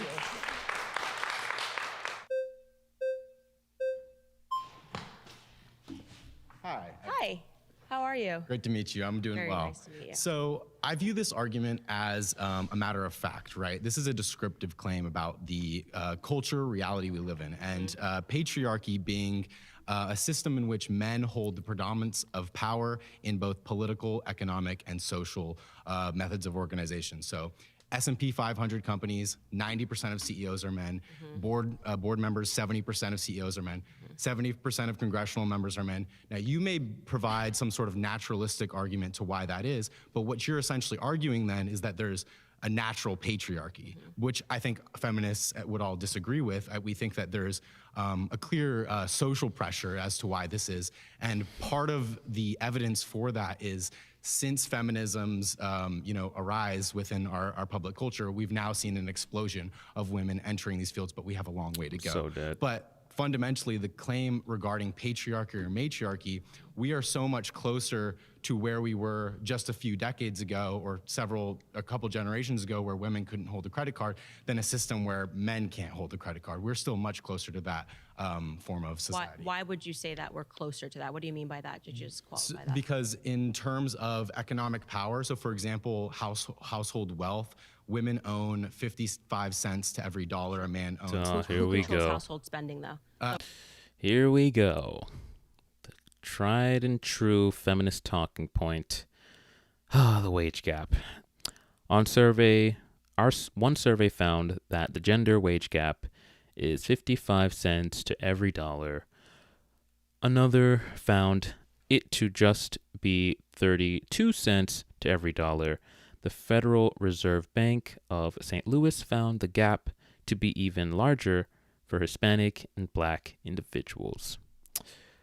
I'm not even going to get into the wage gap. It's been debunked so many times, so we're just going to let this ride. You talk about how the money's made in America. How is it being spent? Who spends it? So it's primarily spent by women, as you've noted, but then the money where the profit's being generated, it's being generated by men. Would you rather be the people that are spending and deciding on what the money's being spent on, or would you rather be the person that's just working and to earn that? That's a good point. CEOs and board members aren't working; they own the shares and they're making the profit. Well, when you own profit is making. You would much in a capitalist system by definition, you would much rather be making the profit than than spend. I would much rather be spending your money than having to work for your money. Just so we are totally clear here, I would much rather spend your money than have to go out and earn your money. Well, you're talking about wage laborers in terms of working, but in terms of no, I'm who speaking actually about spending owns the power, wealth. right? Yeah, Well, sure. That, Okay, but that matters. wait, If but- 85% Sure. of 85 cents of every dollar, how that's being spent, is being determined by women, that's power. That we can't say spending power is not power. Why do you think that is the case? It's because women are often relegated to the role of doing grocery shopping, etc. Because for millennia now, working. Bro, would you rather be the one out there working, like doing the construction job, or would you rather be the one pushing a grocery shopping cart down the aisles of Walmart or Publix? Like, which one, which one did you prefer, bro? Like, what are you talking about? Of course it's the woman doing the shopping, because the guy's doing something else. Or from millennia up until now, women were unable to enter the workforce and have economic, political so freedom. let's get into the reasons, because you brought up something that men are the people that are at the top of these companies, these Fortune 500 companies. Right. And political power. You're absolutely right. Why is that? It's primarily because the women haven't broken the ceiling quite yet in terms of meeting men in terms of parity with these sort of powers. But what we've seen with the explosion of feminism is that women have actually begun to put both political and economic positions of power. But that continues to grow year by year, which shows that these social pressures are actually breaking apart as soon as feminism comes into play. So what I We would start say is teaching what women, that shows different you sorts is of that values. women and men have different interests. And I think this gets into what I was saying, that just because you see a disparity does not mean that it's not just a disparity in what our interests are. That's what's being represented. I don't know why there has been this idea that women should want to aspire to work 80 hours a week in order to be Nobody on par wants with that. men. Do you think that interests are innate, or do you think I that think the social interests are innate. So why is it then that, for example, in the 1980s, only a quarter of college graduates were women, where now majority of college graduates are women? That shows that because of the way that social pressures have actually changed, women's interests are actually now changing too. A majority. Yeah, because, bro, it's propaganda, of course. Women are the most susceptible to propaganda, and they're the ones being targeted by this whole push towards go to school, get a career. So yes, if you use propaganda to the most susceptible gender, yes, you're going to see changes in society. It logically follows. I don't understand why he's confused about that. It's not innate. It's simple brainwashing, if you will. But then we got another chat here. Got another chat from the Fat Muppet. I want women to do the hard work so men can relax. I genuinely think it's good to keep them in this delusion. Hey, man, listen.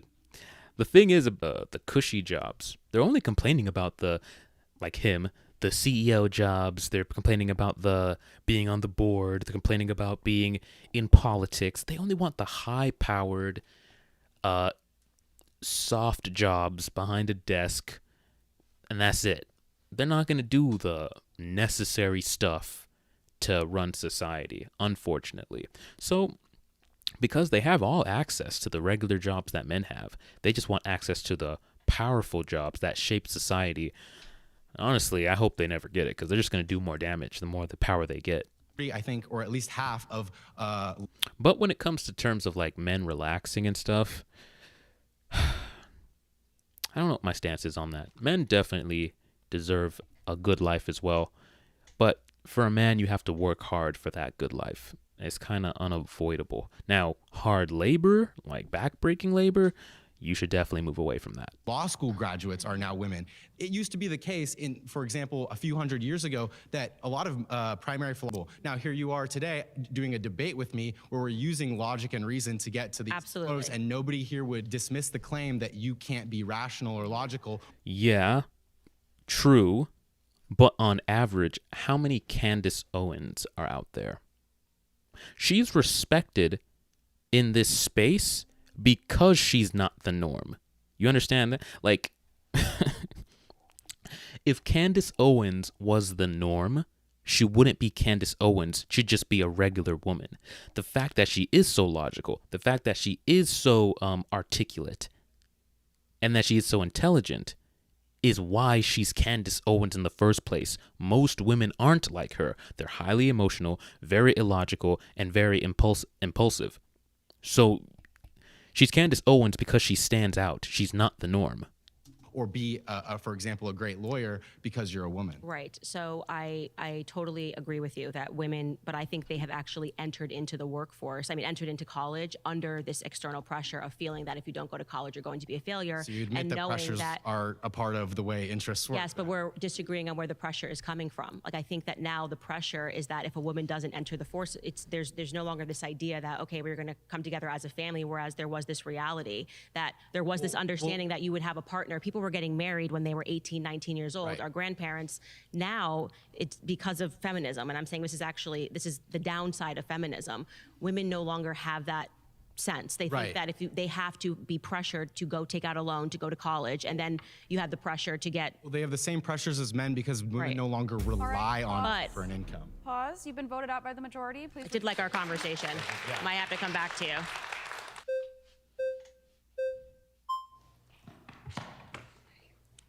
Hi, Candace Owens. I'm Paris. Very nice to meet you. Nice to meet you. So, can I explain to you why I believe we live in a patriarchy and why I believe we live in a society that's preferential to men? Here So, I'm we going to use go. the example of male violence. There's a lot of places I can look, but we're going to talk about that. 81% of women have been sexually assaulted. 1 in 6 have been raped. 1 in 4 women are the victims of domestic violence. Boy. 98% of perpetrators Here we of go. rape and sexual assault are men. 95% of perpetrators of domestic violence are men. In regards to human trafficking, 70% of human trafficking victims are women.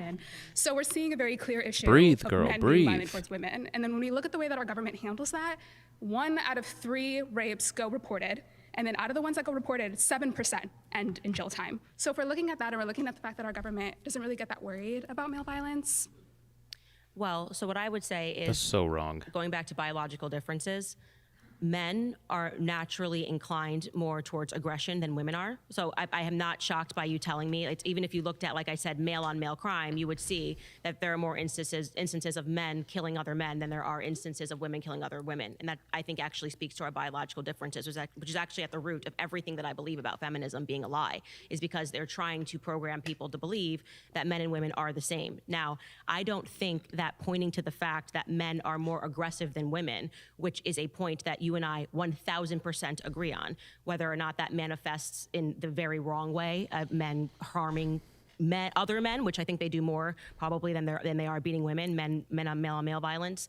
That manifestation doesn't change the fact that men and women are just biologically hardwired different. I think it's actually proof of that. And I don't think it has anything to do with the fact of power dynamics in this country, because to the contrary, if you look at prison rates and talking about how disparities don't mean anything, the majority of overwhelming people that are in prison are male, right? There's a reason for that. So when it manifests in a good way, that male aggression, is the reason why we have men defending us, men that are willing to go to war and die for our nation. So aggression being So an dead. aspect of masculinity has nothing to do with the conversation of whether or not feminism is harming women today. Yeah, I mean, I agree with you that We men and agree. women are biologically different. Yes, Men but are, what I want you to connect it to is, I guess, power. Because what I'm talking about when I say that we're existing under a matriarchy is that I believe that the social pressures politically and socially that are coming, and even within our music, if we talk about Hollywood, it's very much that has power become means nothing. Like, just because who was on the top music charts or whatever are women, okay, how many women have paid maternity leave? Okay, that's not okay, like how are things panning out in the family courts? Why are abusive men having access to their children? Like, why are women making less than God. men? Like, what? I mean, none of that means anything to me. So that gap, obviously, I'm sure you've recognized the gender gap has been debunked so many times. It's almost foolish to debunk it again. Well, you could say, yeah, that most women will go into jobs where they're making less, Yes. but then it does answer the question of why do we not value women's labor? That's not value. Bro. All right. So this is kind of like the whole WNBA thing where it's like, well, why don't we just still pay the women a lot of money even though their job is worth less to the economy? Why don't we just give the WNBA more money because the men are making money? Less, what do they call them? Less people who donate. My brain's a little foggy right now. I've been doing a lot today. And it's like they still expect to be compensated at the same amount as someone who's an engineer. We value... See what I mean? Like, women don't want equality. What they want is superiority. They want special treatment. They want the work of I don't even know what jobs women be doing nowadays, like a customer service worker, to be just as much or equivalent to someone who does engineering or something. Like, bro, you're gonna make less. The chick in the hat who came on earlier talking about she went to college for art. For art, bro. She probably went into debt to learn art. She could have went on YouTube and learned art. Like, what are you talking about, bro? And then that same chick is going to go and talk about how she makes less money, 30 cents on the dollar to a man. You can't take these women seriously sometimes, bro. Women's labor. It's just a reality that if you are going to be a person that aspires to become a brain surgeon, you are going to make more money than a person that aspires to do something that's, like in the household. Can we go back to the Bill Biden's question? Yes. Why does our country not persecute men then who are rapists? Well, the majority of people who are in prison are men, so I don't know what you mean that we don't prosecute men that are rapists. We even prosecute people. 7% go to jail. Only 7% go to jail. I don't know what that has to do with the question of whether or not we're living in a matriarchy or a patriarchy. Because our if government there's is an preferential to men. You're saying that they only... Wrong. Women get much shorter sentences across the board than men. Like, what are you talking about? Preferential. When it comes to domestic violence, when they shows up, it could be the man who's getting abused, but guess what? They're gonna take him 9 times out of 10. When a woman claims sexual assault or rape happened, they're gonna take the man and assume he's guilty, unless there's like a huge amount of evidence. But even then, like, even after these accusations, it's that whole thing still trails after men. Women have so much power, bro. Have so much power. This idea that the government is preferential to men, bro. I'm gonna talk about the child custody cases. What world are they living in where men are getting all this preferential treatment from the government? That's insane. We like to arrest men when they kill someone, but our government is awarding men for raping women. I don't understand what They don't care. Rape is effectively legal. You can literally rape a woman and you have a very low likelihood of actually going to jail as a man. Rape is effectively legal. Bruh. Not only that, but I heard, and it's a great point, and credit to where credit's due, Brian from whatever podcast made a great point the other day, because another woman brought up a similar point to where men aren't held accountable for violence against women. And he brought up that there is a whole culture in the prison system that if you find out, if those hardened criminals who are probably in there for murder, for violent crimes, for drugs, and all sorts of things, if those criminals with a very questionable moral code find out that a new prisoner has committed either violence against women or sexual assault on a child, like if he raped a woman or sexually assaulted a child, those prisoners end up dead because the criminals in the prison. So even amongst questionable moral individuals, they still will hold men accountable who sexually assault women and who sexually assault children. Men hold men accountable, even ones with questionable morality. Society does not let men get off the hook, but we do let women get off the hook, because women who get off the hook, they get shorter sentences. Women who do horrible things like murder get shorter sentences across the board. It's not even close. Actively legal. How many men are actually going to jail for rape? I actually agree with you that in terms of sex crimes, and I don't know how you're peeling out women, because I would even, and again, this has nothing to do with our argument today, but I would even say that people are not being prosecuted hard enough when we're dealing with crimes against children, period.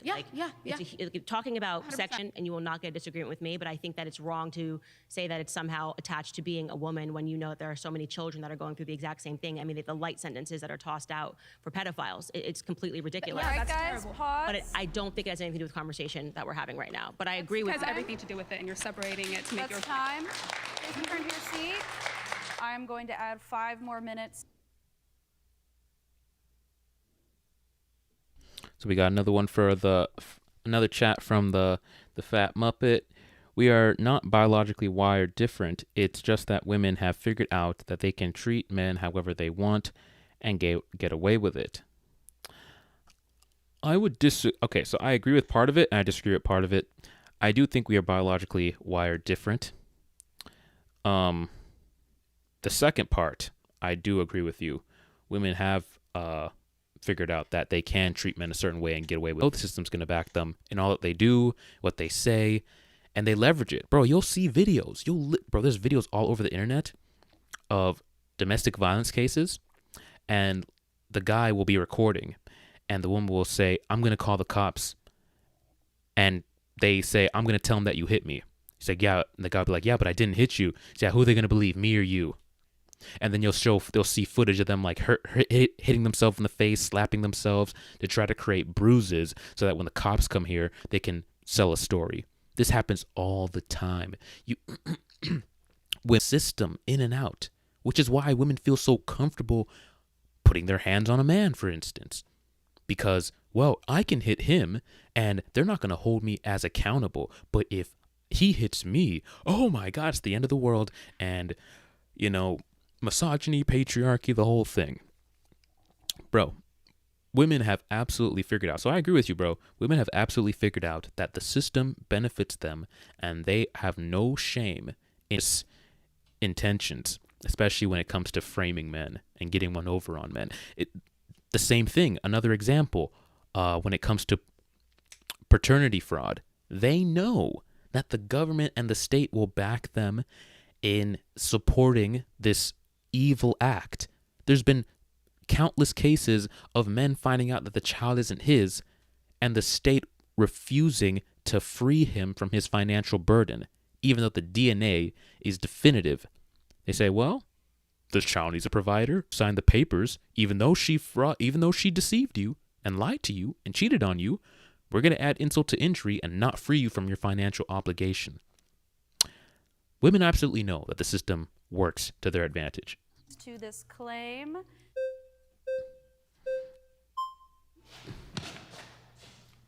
Nice to meet you. Hi, Adam. Nice to meet you. So your claim is, just to be clear, that we live in a matriarchy, right? Yes. So I think even you'd agree that on a global level, that's obviously ridiculous when there are countries where people literally are honor killed for like Instagram posts. But even if we're talking about just the US, right?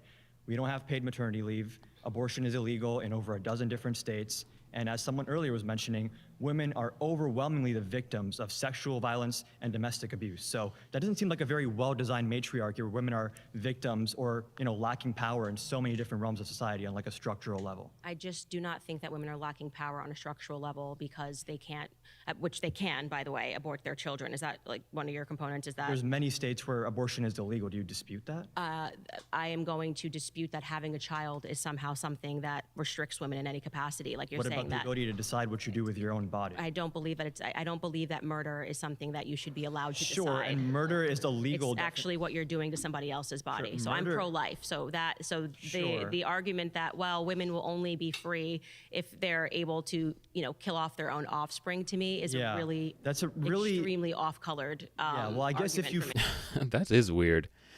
Kill our babies until we have abortion. We're not truly. That is dark. When you actually like put it into words what they're actually saying, that is dark. That is freedom for them. That's disturbing.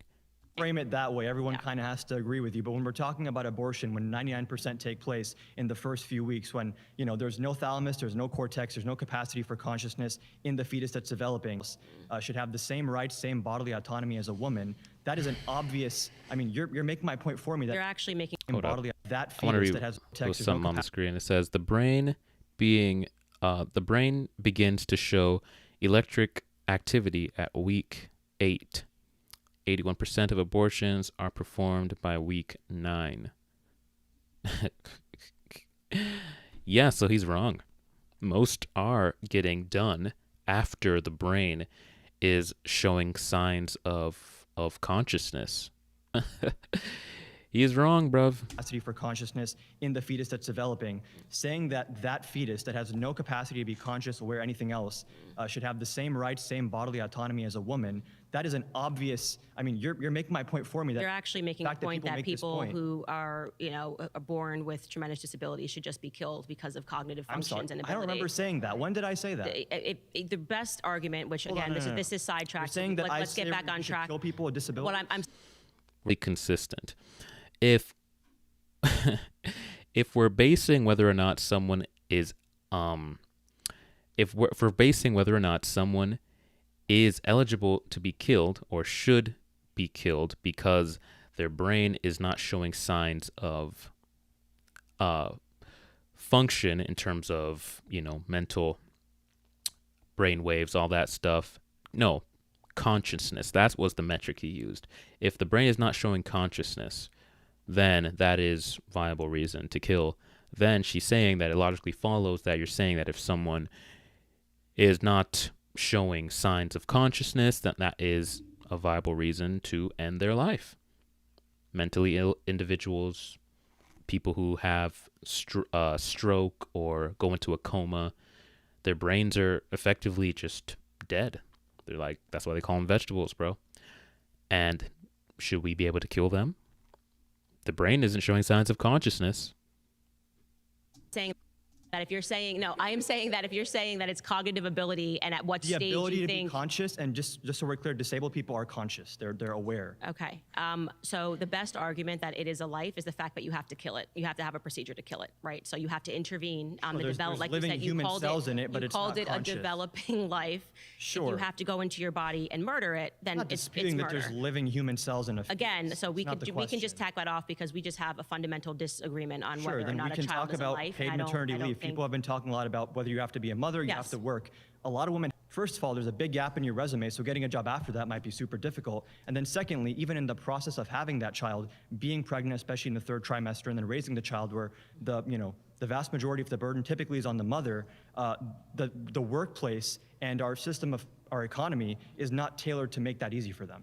I actually totally agree with you, and this gets Paid into maternity leave, you agree? I don't know. Actually, I'm agreeing with you that this pressure that you're describing exists for women, and I'm saying that it exists for women. Place. So what you're saying is the solution didn't work, and it actually produced more problems, and now we have more problems, and we need more governance to be able to tackle these problems. So you're Any like, system you that's need the forcing government. women to make certain decisions, I just wouldn't It's call not that forcing feminism women to to begin make- with. it's not Women should have the forcing- option to choose, do I want to be a stay-at-home mom? Do I want to work? Do I have some mix of both? Right. That's the entire point here. But you are also making an argument that if you are a woman who does run a business and does have employees, that they should be. That's like saying And if those employers also have free will to employ who they want to, they're not going to employ women. Like, you see how feminism runs into, like, they say they want freedom, but in order for them to get their freedom, they have to control someone else.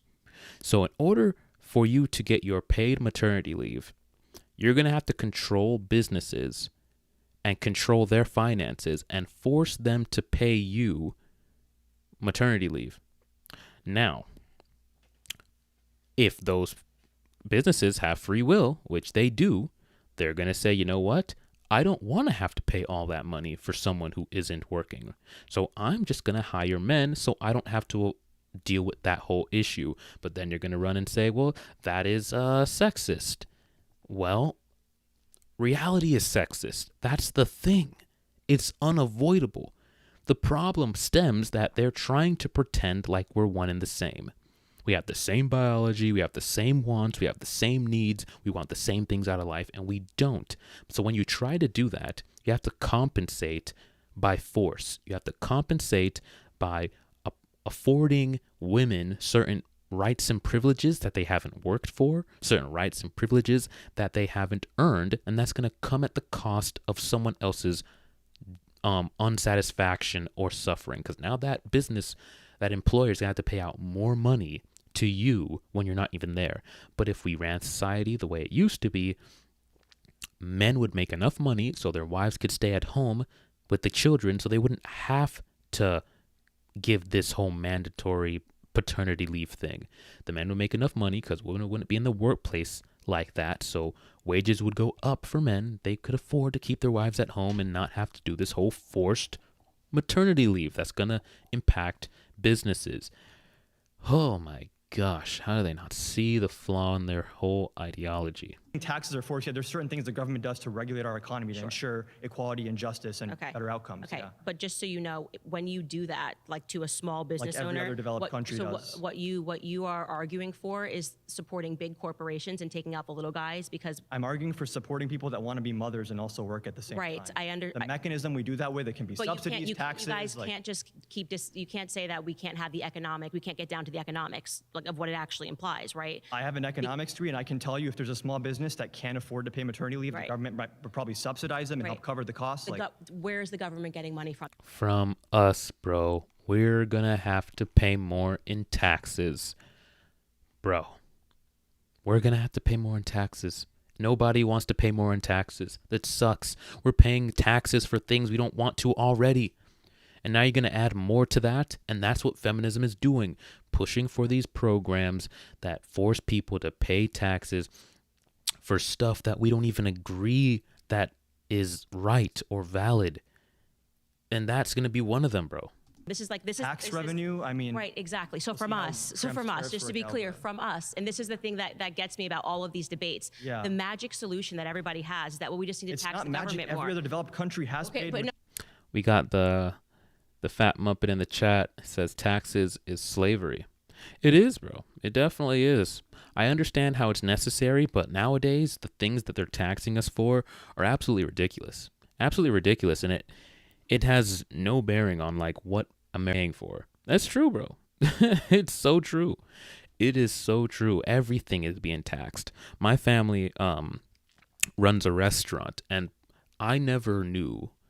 I knew about taxes being bad. Like I would watch the presidential debates, and I would hear them talk about taxes, and it made sense.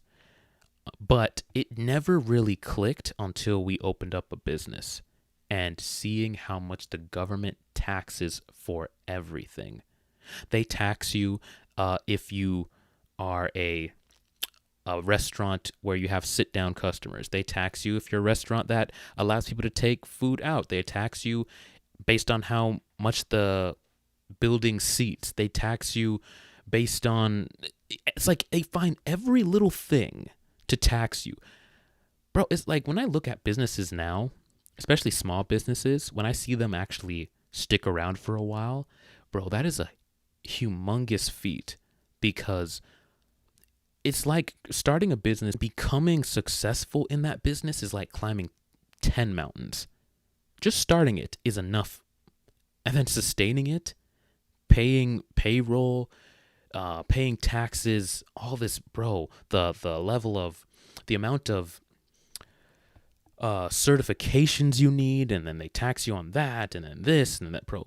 When small businesses survive and then thrive, man, that is something. That is commendable. But it's not magic, as in like the money is coming. The money is coming from you. It's coming from us. So you're sitting here that's saying, how taxes work. Yes, we should be raising taxes. Yeah. Okay, and this is the entire problem is that the government is already taxing homes times two, and people are already struggling with what's being taken out of their taxes. We're not taxing capital gains properly or corporate profits properly. I'm sure you have something that there's a reason that we should be taxing more here, there. It's an point efficiency is that problem. the reason Don't you guys why want like government families efficiency, are having maybe bring in more revenue to help women be mothers? Like, what I'm saying is that you are just creating a cyclical argument. You're basically saying that women want to be able to have it all. Women cannot have it all because the government... The choice to do what they'd like. Okay, but you're saying women should have the choice to have it all, okay? So you're That's saying... a really interesting way of putting like do you have it all right now where you're working and you're also a mother? Is that having it all? No, I'm saying that it's not possible for women to have it all.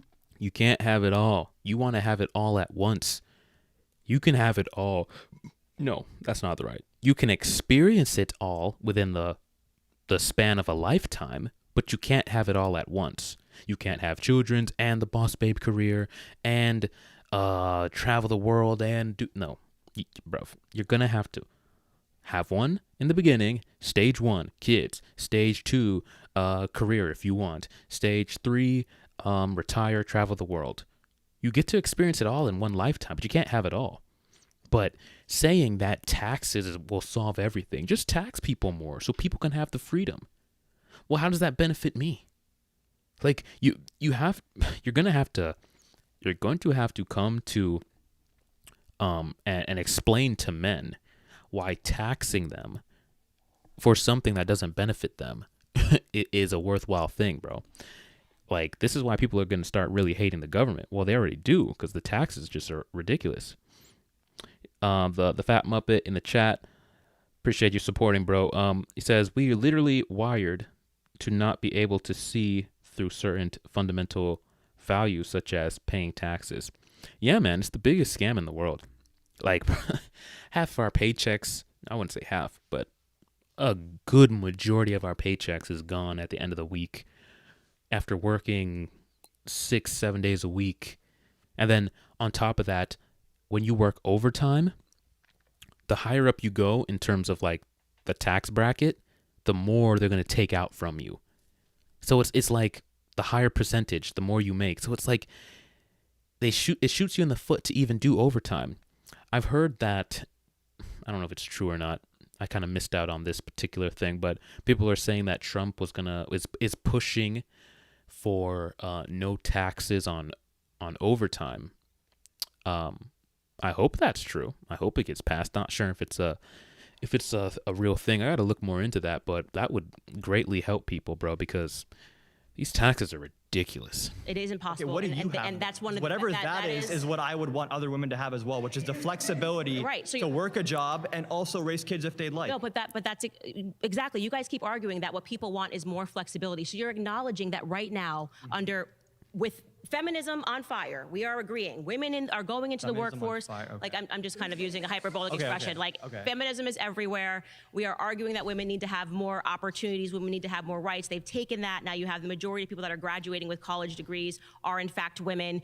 Men are committing suicide at a higher rate than women. We're looking around the world. Feminism also would push for like increased awareness of men's mental health. So like that's fine. Great. You love feminism. That's great. We already know that. Yeah, we get it. Most Americans agree with me, by the way. Actually, that, like women should have paid maternity leave. Culture if you go is issue by changing. issue and by values, they might not associate with the term feminism because people like you have made it toxic. But the bro, people like Candace Owens have not made it toxic. They have made it toxic.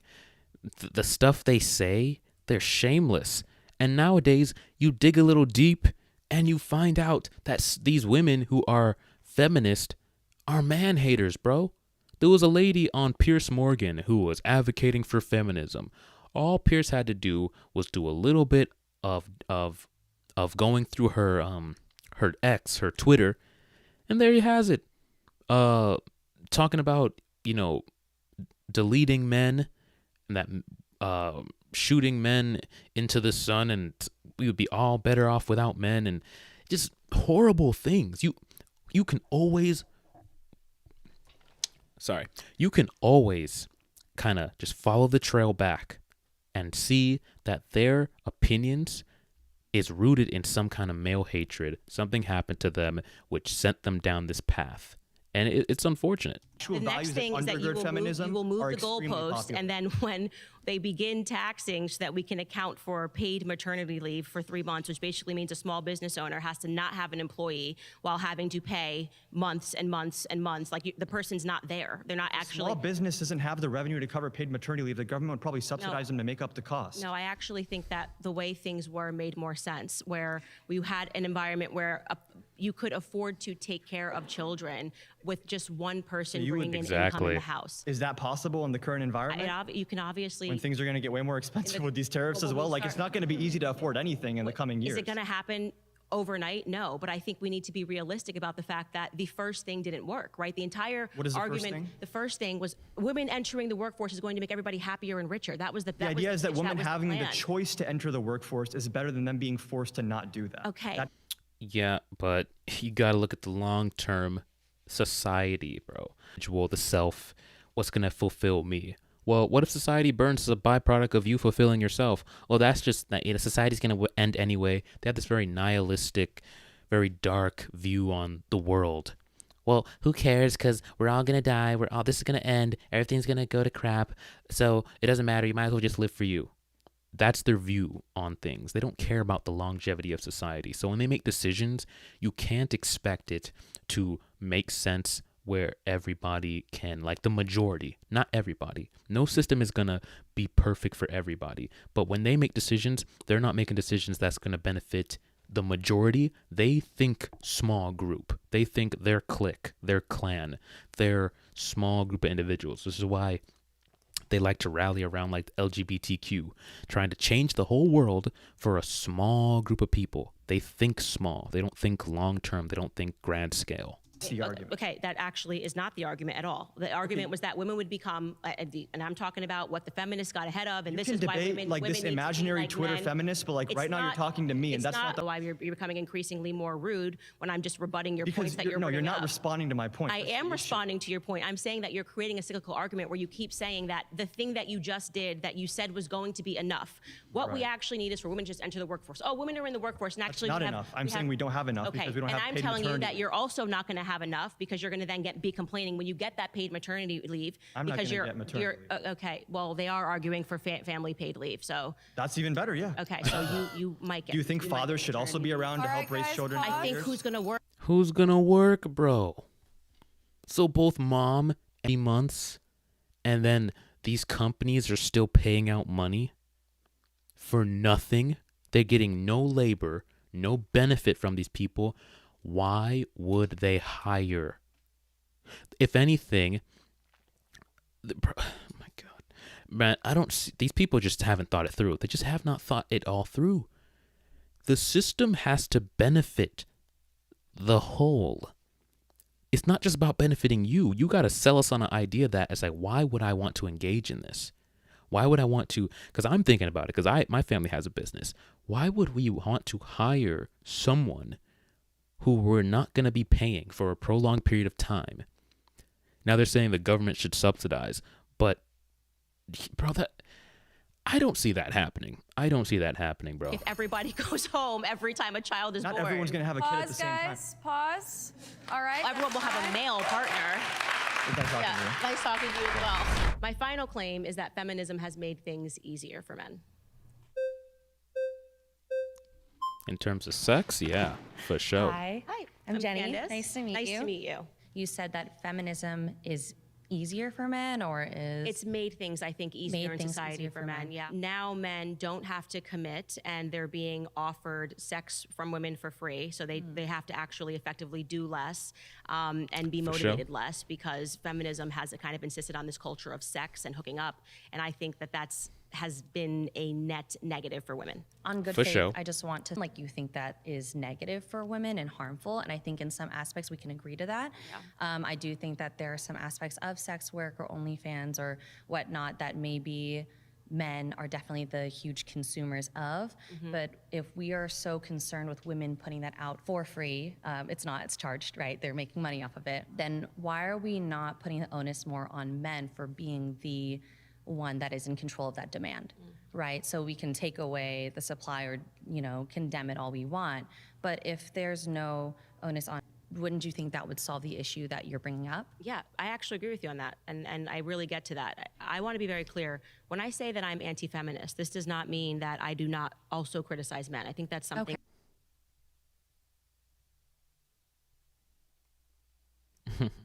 Okay, so we got another chat from the Fat Muppet. I think they are just robots with a program. They were always asleep. Listen, man, I agree. Like this, they're not really thinking. They're not thinking anything through. We got another one. I thought I didn't like feminism, but now that I truly understand the nature of women, I'm actually in favor of feminism because it hurts them. It does, bro. But they don't see that. They don't see how it backfires on themselves until it's too late, because the effects of their actions don't happen. There's like a delay that happens when it comes to women. Their early year place, they're getting all their bad decisions. It's like a boomerang. Women are making bad decisions and they just throw out these bad decisions, and the consequences, they're out there. They're coming back eventually. That boomerang is going to come back. But it doesn't usually happen till after 30, because their beauty and sexuality keeps, to a degree, consequences from 30 plus hits. It's like it all just comes back, boom, after another. All these bad decisions just coming back. And yeah, they realize, man, I wasted so much time. I actually do want children. Feminism lied to me. Crap. I only have like 5 years. I'm 30. I have 5 years until it's like, a dangerous pregnancy situation. I got to lock down a guy. But now I'm older, so guys don't want to commit to me. I spent my 20s running up a body count, so guys don't find me as valuable. Crap. Or maybe I slept around and got knocked up. Now guys find me less valuable. And I'm 30. And I'm a boss babe. And I don't want to settle. Like, bro. It's just like every crap. Why can't I get what I want? Because feminism sold you a dream that you could have it all. And you can't. I'm sorry. Nobody can. Not men, not women. You can't. That people get very wrong. Okay. 1000% agree.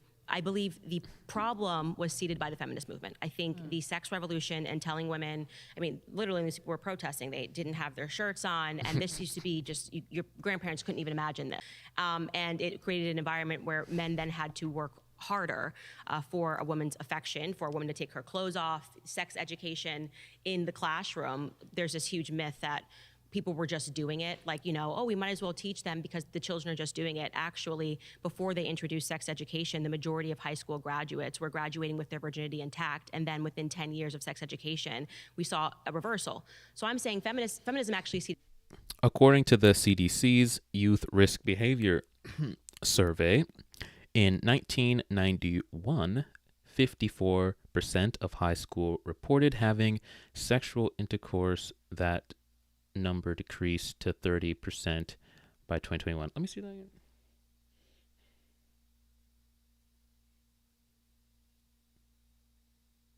again.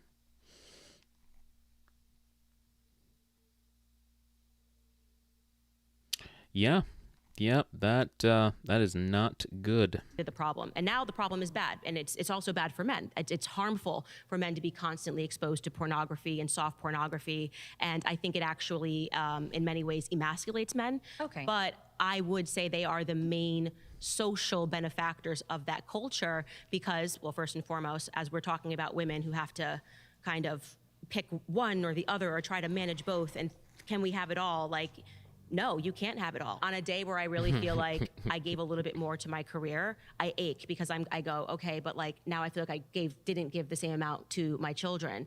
And like to a degree, I think that feminism does benefit men. I think that it allows men to be more emotionally intelligent, allows them to understand what that looks like, and also... How does feminism make a man more emotionally intelligent? So what, so we can run around like these goofballs on this panel, these male feminists? You think those men are emotionally intelligent? Those men are lost in the sauce, bro. Those men are... I would not want to be anything like those dudes. I understand women, and more so just from cold approach, bro. Like going through those years of actually walking up to women and just spitting game, getting their response back. You learn far more about emotional intelligence, calibration, understanding body language, reading people, what makes her comfortable, what makes her uncomfortable, what is gonna, move things forward, and as opposed to make her pull real social dynamics. Then feminism. Feminism tells you a bunch of BS fluff about what women actually, Feminism tells you a bunch of BS about what women want that's not true. This is what the red pill has to, untrain out of men, that women, they just want you to be a nice guy and they want you to do this and be understanding. Nonsense. You have to deprogram that out of men. That's what feminism teaches men. I don't know. I don't know where she got this feminism makes men more emotionally intelligent. It makes them more soft. It makes them more like women. And there she's correlating because feminist men act more like women, therefore they're more emotionally intelligent. No, they're just more soft. I guarantee you, I know more about female nature than these feminist men who are just will agree with anything a woman says.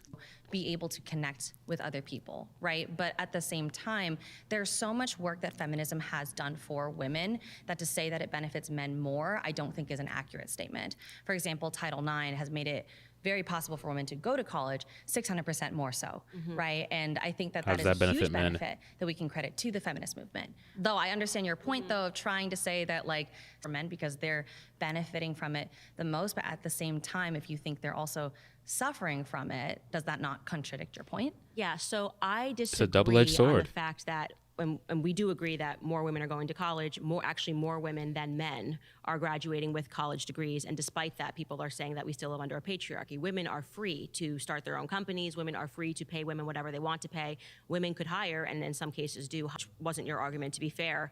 The idea that even with all of that freedom, women are still not able to achieve what men are able to achieve. I think college education actually has increased women's stress. And I'm talking about in terms of how expensive it is. And I know you're gonna then say, well, the solution to that is we have to then move the goalpost. And I'm guessing Well, here. no, But I mean, like college yeah. should be free. Everything should be free. He thinks. Well, I think Hang tight, guys. Give me one break, and we'll be right back at it, okay?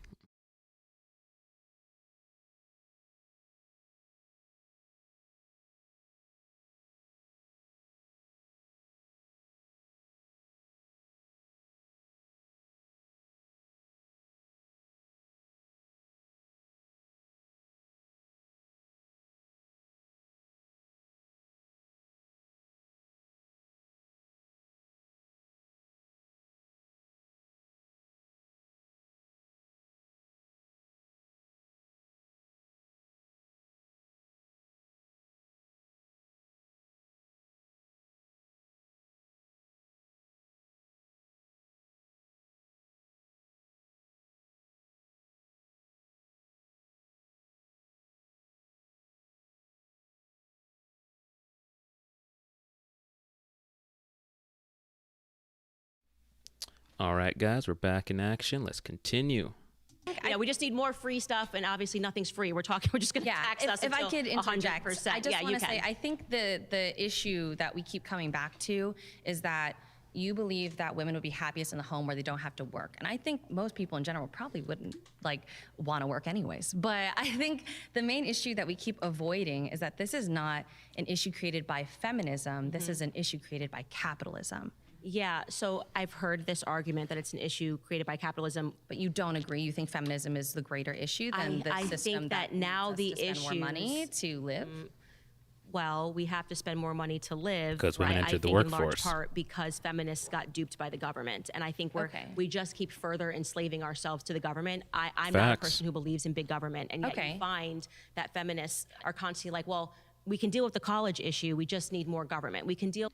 Yeah, because imagine, bro, if women weren't in the workforce and then men were getting higher wages, men could actually afford to buy a house for the family, and then the woman could actually be at home starting a side business so that the man could work less. As her business took off, or whatever she was doing took off, the man could work less hours. They would have more time for the family. They could dedicate more time to the business, which would ultimately free them, from the government, from having to be the man, out there doing labor. But we don't think about that. We're just thinking about like this individual thing. We're not thinking as a community. We're not thinking about two people coming together and strategizing how they can become free. We just want to do our own thing. But if men and women actually work together in a society where men were making enough to support a household, pay for a house, pay for a car, and then the woman go out and do things to bring in more money so the guy wouldn't have to work as much, and then they start a business and thrive that way. Now they prefer this. Everybody's a slave to the government now. With the, needing to have more benefits, we just need more government. So it's like, okay, let's just tax every household 100%. And I'm trying to prevent that. And I'm saying that there was a time in America, and what's aspirational for me is I was, raised in part by my grandparents. They were very happy. They were just, I lived in that environment of what that looked like. And I think for many of people who didn't grow up there, feminism has taught us, and I say this as someone who had to take feminism 101 courses when I was in college, that it was like this nightmare, and people weren't happy, and people were suffering, and women were People were suffering. People, were being forced, and that there weren't actually these things that just marriages that worked, that the women actually weren't disempowered by being the CEOs of their household. Well, allowing women to have more choice and All right, freedom and pause. agency to leave. Sorry, you've been voted out by the majority. I did enjoy this conversation. Very respectful.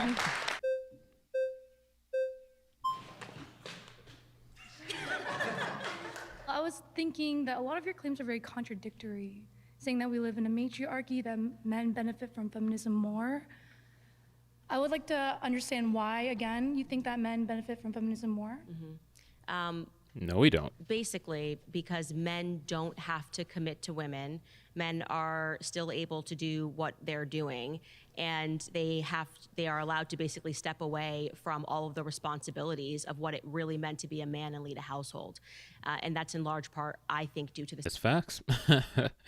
I could have a rotation of 5, and I've had a rotation of 5. And I didn't commit to any of them, bruv. And you can't get mad at me when you advocate for a society. No, I'm not proud of it, by the way. But you can't get mad when that's a possibility when you advocate for sexual liberation. Like, you can't, bro. Like, that's what's going to happen as a byproduct. I mean, is it really bad that we don't have to give men the chase? Don't they have gratification from chasing us? Like, it's a hunter versus prey situation to me. So No, we don't. I feel like a lot of relationships, especially back then, were based on trying to get to home run like very fast. Like a And what? now that we have the freedom to not commit and not tie ourselves to one man for the rest of our life, I just don't necessarily think that's bad. Yeah, here's the thing. You don't have to tie yourself to a man for the rest. Man decides if you get commitment for the rest of your life. However, even if you don't decide that you want that, we still have access to you. The man still has access to you, because while you're saying, you know, women are still advocating that women sleep around. It's feminists who are the main ones pushing sexual liberation, sleep around, body count doesn't matter. So the men are just like, I mean, hey, relationships and marriage don't benefit us anyway. That's a downside. We take on tremendous risk if we give you commitment. So if you're saying, hey, don't worry about commitment, just have all this value for free. You can smash me, you can smash her. Don't commit to any of us. Have fun. You want 3 girlfriends? Have 3 girlfriends. You want 5? Have 5. Do you need commitment from me? No, because body count doesn't matter. Sexual liberation, we're all just having fun. But at some point, that's going to change. Women get to a certain age and they want commitment. But now we live in a society, it's like, well, why would I commit to you? One thing, I don't need to get sex from you. And on second, like, you're ran through. So, like, I see no value in committing to you. So it's it's going to shoot you in the foot at some point down the line. I just don't think the revolution has decreased our value. We're not chewed gum for people. That's what you think, who bro. value connection. And sex doesn't always have to have this, who trust each other. And why do we have to deny women that gratification? Like, men, you say, that are wired to want that. Why not women? Why? Well, we again, I go back to just our basic biological differences. There was a really interesting book that was done by a biophysicist. He, I think, recently passed away, named Edward O. Wilson, where he just sort of breaks down the biological arguments. Basically, he looks in the wild to see the behavior of animals. His thesis is just that you basically can never beat your own biology. And then he kind of compares it to what we see here as just humans and our social interactions and things that have been abundantly clear when you look at every civilization over time, whether it's from, 400 BC to LA today. What are these habits that you can see that never go away? So we have the fat muppet in the chat. I think it's good that men are sleeping around for free.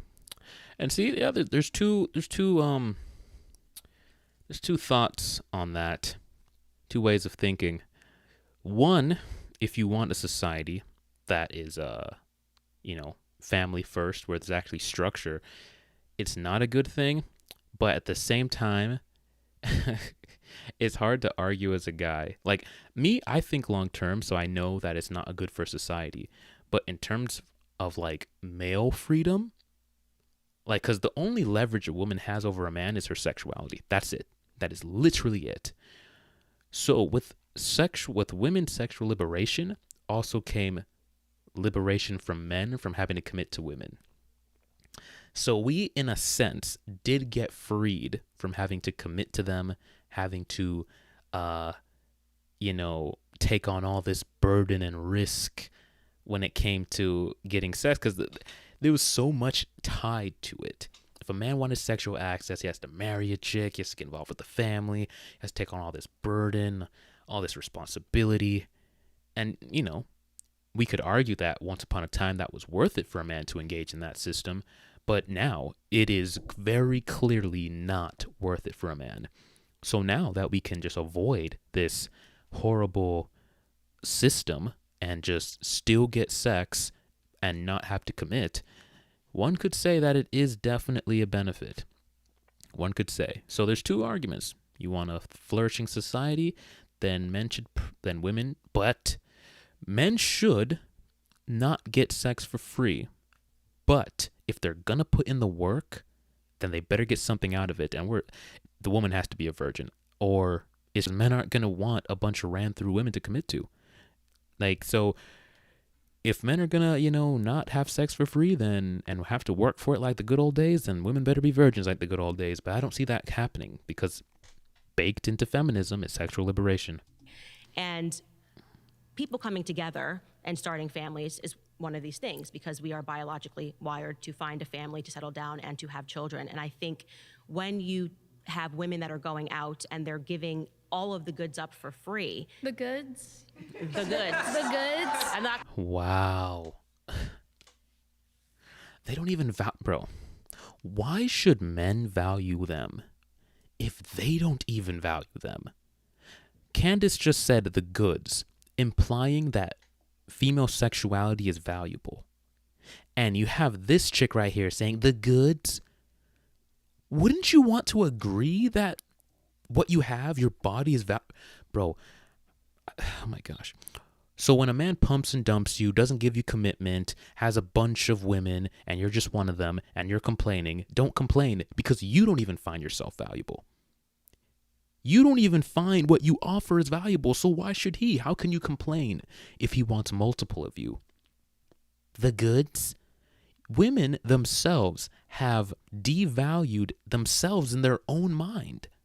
And yet when we see it ourselves as men and act accordingly, they want to say that we're a-holes, we're misogynists, we're using women. You don't even view yourself as valuable. She just said the goods. The goods? You're right. There is no goods there. You're absolutely right. I'm going to say, I'm not going to buy the goods up for free. Men what if are women not. want the goods for free from men, and that we are very. You can actually always with get those that. And there's connections. We're not sockeye salmon. We're not made to breed and have families and then die. You are welcome to do that. I'm just saying that when it comes time for you to find a partner, you may find These yourself in a chicks are circumstance where cooked. men don't value you as high, because men like you spoke Yo. to, men like to compete. They like to feel like they've won something. I'd like to deprive Hunting- men of hunting that works, hunting because works. they don't need to have that. That's Sure. actually But I'm you, not a but deer. you did bring up. Yeah, yeah, and that's what you say, that men are, essentially predatory, and we have the goods that we have to Predatory? keep from them. Oh, I didn't mean the goods in a bad way. But please. I didn't- that's such an objectifying way. The goods, what the grocery goods. Honestly, She said the goods because, bro, she's just being retarded at this point. Everybody has used that term at some point and another. It's just a replacement for saying that it's valuable. The same way women want the goods, right? When it comes to a man's commitment and a man's resources and protection. We just use the word goods to encapsulate all of that. She's just being stupid. Women want the goods from men. Men want the goods from women. But what we consider the goods is different. What an idiot, bro. I think that that's just kind of We in don't have value colloquial in that way. We have value in songs our today. soul. I think we people have value yeah. apart from how many people we sleep with, how many, you also devalue education for women. And I think that's very interesting because you're also a very educated woman. Mm-hmm. And you, in a lot of ways, this is just an observation. You devalue yourself a lot. I definitely do not feel like I'm devaluing myself. We got the fat Muppet. He said, yes, dude, we having church up in here. Oh, man, I appreciate you supporting, bro. But it looks like they're trying to attack Candace's book called Make Him a Sandwich. I'm going to back up just a little bit. I think I might have missed It's something. just an observation. You devalue yourself a lot. I definitely do not feel like I'm devaluing myself. Make him a sandwich? Yeah. Yes, which is the title of my book. Yes, feed your men and everything. Feed the people that you love. Because it Because brings you family joy. isn't defined just by your partner or your kids. Family is community, and you should care about your community. And understanding that, I just don't think you really care. What would you get from this girl in a relationship? Like, is there any conceivable thought or idea of like what you could possibly get out of her in a relationship? Everything she's saying is just like, I don't want to offer anything. Just use my body. I offer sexuality. I don't want to cook for you. I don't want to clean for you. I don't want to have to listen to you. I don't want to have to obey you. I might not even want to have your kids. And if I do have the kids, I may or may not kill them. I don't want to take care of the kids if I do have them. Like, what value is there? She, of her own free will, has reduced herself down to sex. And that's it. In the eyes of a man, after hearing her speak, the only thing that you can do with her is sleep with her. That's the only value that can be taken from that situation. And she doesn't even see it. And she's going to be wondering why all the valuable men just want to sleep, have a good night. She's a pretty girl. But she's useless, bro. Holy crap. About the community that much when you're pushing this rhetoric of devaluing women so much to stay in the kitchen, stay within the homes, and also saying that they're wasting money on college when education is very important. There's a lot. Sorry. You've been voted out.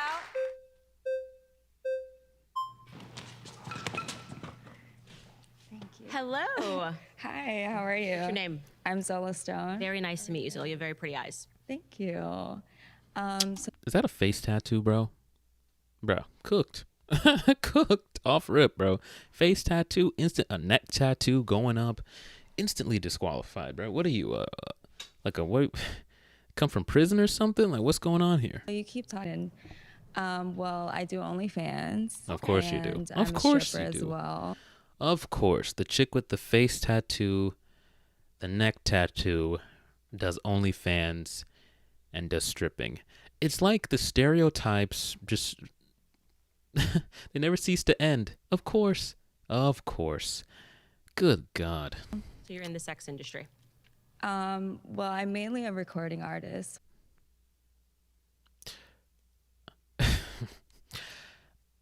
Does OnlyFans, does stripping, has the audacity to say that I'm mainly a recording artist. And that is a good teaching point for a lot of guys out here. I say this a lot.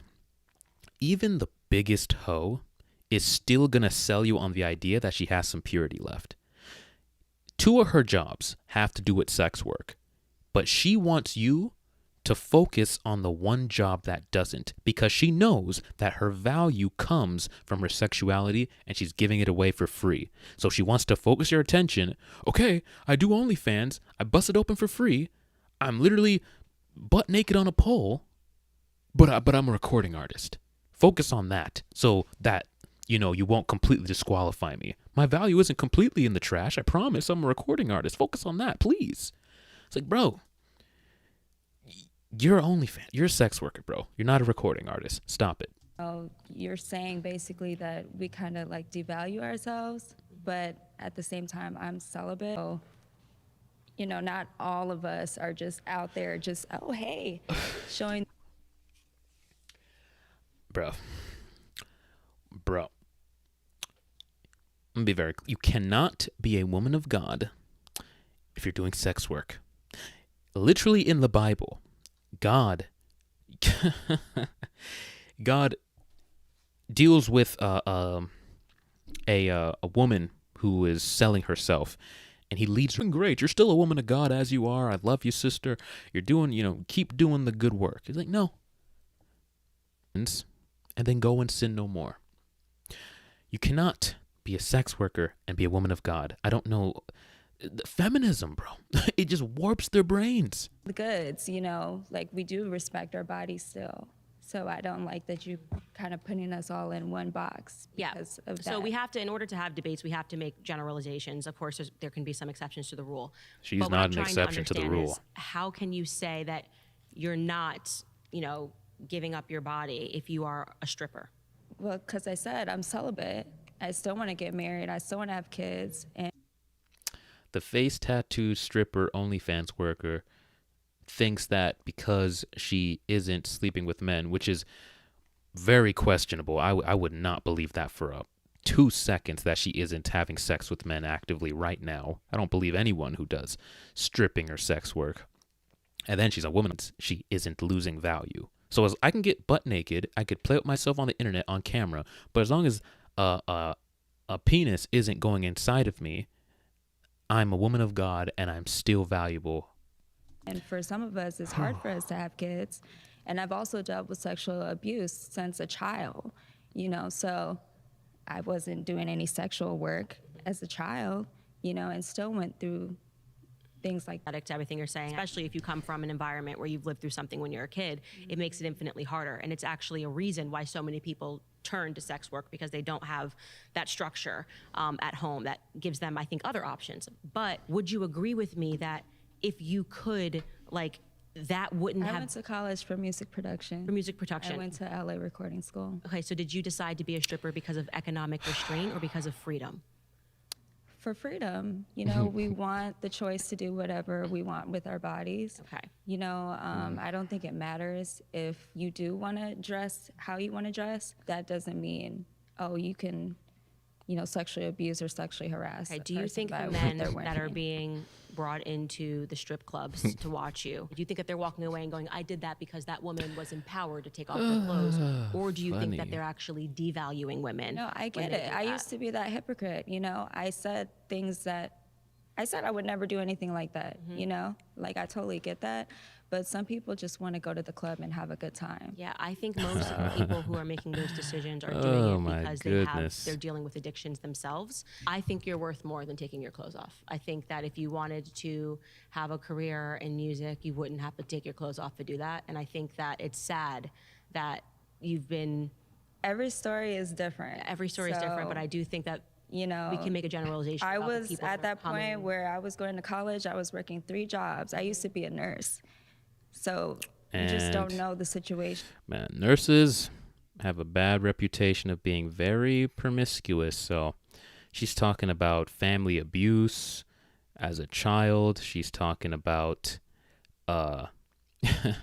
she's talking about being abused as a child. She's also talking about what did she just say? Crap, she says so much dumb stuff, bro. Sex work, all this stuff. Bro, listen. You made your bed, you gotta lie in it. You can't force men to find you valuable after making this many mistakes. You're cooked. I'm sorry. Since you don't know how life is gonna turn out, it's gonna be ups and downs. But no, I didn't want to do it. But in my situation and things that I went through, it's something that it just... But I'm actually really glad that you said, no, I didn't want to do it, and you were put in a situation where you had to do it, because I think that's really honest. And I think the problem that I find with feminism is that it's a dishonest movement. All right, guys, pause. You've been voted out by the majority. Please return. Thank you. Yeah, I'm not judging.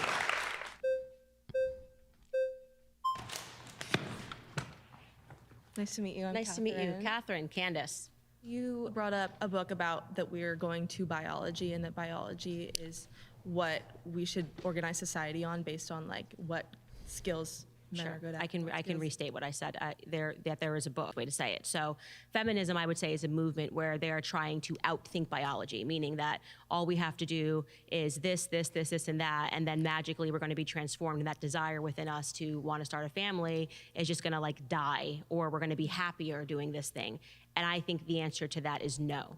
Profound no. I would argue that our biology does not have as much of an effect on the things that we... Ancestors are chimps and bonobos. Bonobos are matriarchal, chimps are patriarchal. So, and our previous societies have run egalitarian for millennia. It's not been this inherent desire for men to rule a certain way and women to rule another way. There are things that go into effect, like your situation, your personality. I know many quiet, nerdy men that would not be good leaders, and I know many strong women, and vice versa. It does not matter as your testosterone Why- hormones you admit is not going to have as much of an effect as I think you think it does. Why does she say the men are nerdy and the women are strong? See, that's just the feminists right there. Weak men, strong women. That's the world they want. I totally think it does. And so that's why, let's getting back to college, since I'm assuming you support women going to college. Yeah. Can you explain why there is, when they can freely choose, why there is such a difference in the majors that women choose versus the majors that men choose when they get to college? She's going to say they're it's also important to note that socialized. things are changing in career fields. When women have been kept out of these fields for so long, it's a slow and steady race to get them there. It's not that women are not choosing them. They're slowly learning that this is okay for them to choose. There's more women in STEM. There's more lawyers. There's more women. Women are making up strides to those positions. So it's not like they're sedentary and they're staying in these humanities or arts fields. I don't think you're being honest. I think like, did you go to college? Sure, it's because when quite literally they say, what are you interested in? Women flock to certain things. They just do. We do. We as a whole do. It tends to be, and this is been like a female a child, and they speak more words. Just a fact, right? For the rest of their lives. Like my daughter started speaking, and this is not anecdotal, but I'm giving you an anecdotal example. Women like communication. And you see that followed all the way, as an example, into college. Women are drawn toward these careers that are compassionate, emotional, and communicative, which is why you'll see women flooding journalism. That's why even when you see women that are finding success, they are typically in careers that are communicative and compassionate. Women that will say, I want to do psychology, I want to do children's psychology. And so even at the same time that women are saying that they're running away from their biology, so to speak, They're they are actually still in exhibiting alignment. that they very much believe in these determined biological characteristics that I think are something that's just never going to go away. Right, but I would also bring up that the way that young girls are given dolls, young boys are put in sports. These things that kids learn at a very early age are very impactful in what children like and pursue in the future. It's not simply that I don't think there's a biological gene that women like fashion and men don't. That's why we do Yes, see men in there fashion. That's is, why there's bruv. actually at the top of all these fashion. Yeah, but they're gay men. She's about to say the men in these fashion industries, yes, there are. Those men are gay. They lean more to the feminine, and that's why they're there. You don't see strong, masculine dudes who are heterosexual in fashion. Not typically. And if they do fashion, it's typically most men in fashion do fashion for women or gay men. But if a straight man's doing fashion, it's going to be like for regular dudes. Houses, a lot of men are in successful positions in fashion.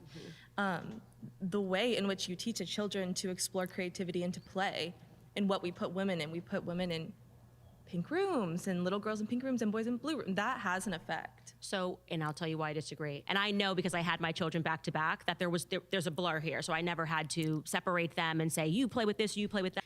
They just are interested in different things. And this is one of the, I think, lies of feminism. And when you actually have children, there may be some exceptional child, but I am telling you, my boy's first word was car. He is obsessed with trucks. He's obsessed with cars. I did not do that. I don't like having to answer his questions about cars. I don't like having to answer his questions about trucks because my biological proclivities are not designed. I'm just not feeling passionate about engineering and wanting to know how everything works. You don't recognize that, and this is, I think, one of the worst harms of feminism, because I was a feminist when I was in college, or I at least thought I agreed with the movement, because you don't have the family yet. So when they make these arguments that you're making, you think that that's real. You think, oh, well, it's just because you're not giving the child the Barbie doll that they don't love Barbie dolls, and that's not a reality. We are just quite literally different. All right, I'm so sorry. Time is up. It says, what is she arguing now? Candace will now choose a feminist to debate for 10 minutes on the claim of their choosing. Oh, it's like a free-for-all now.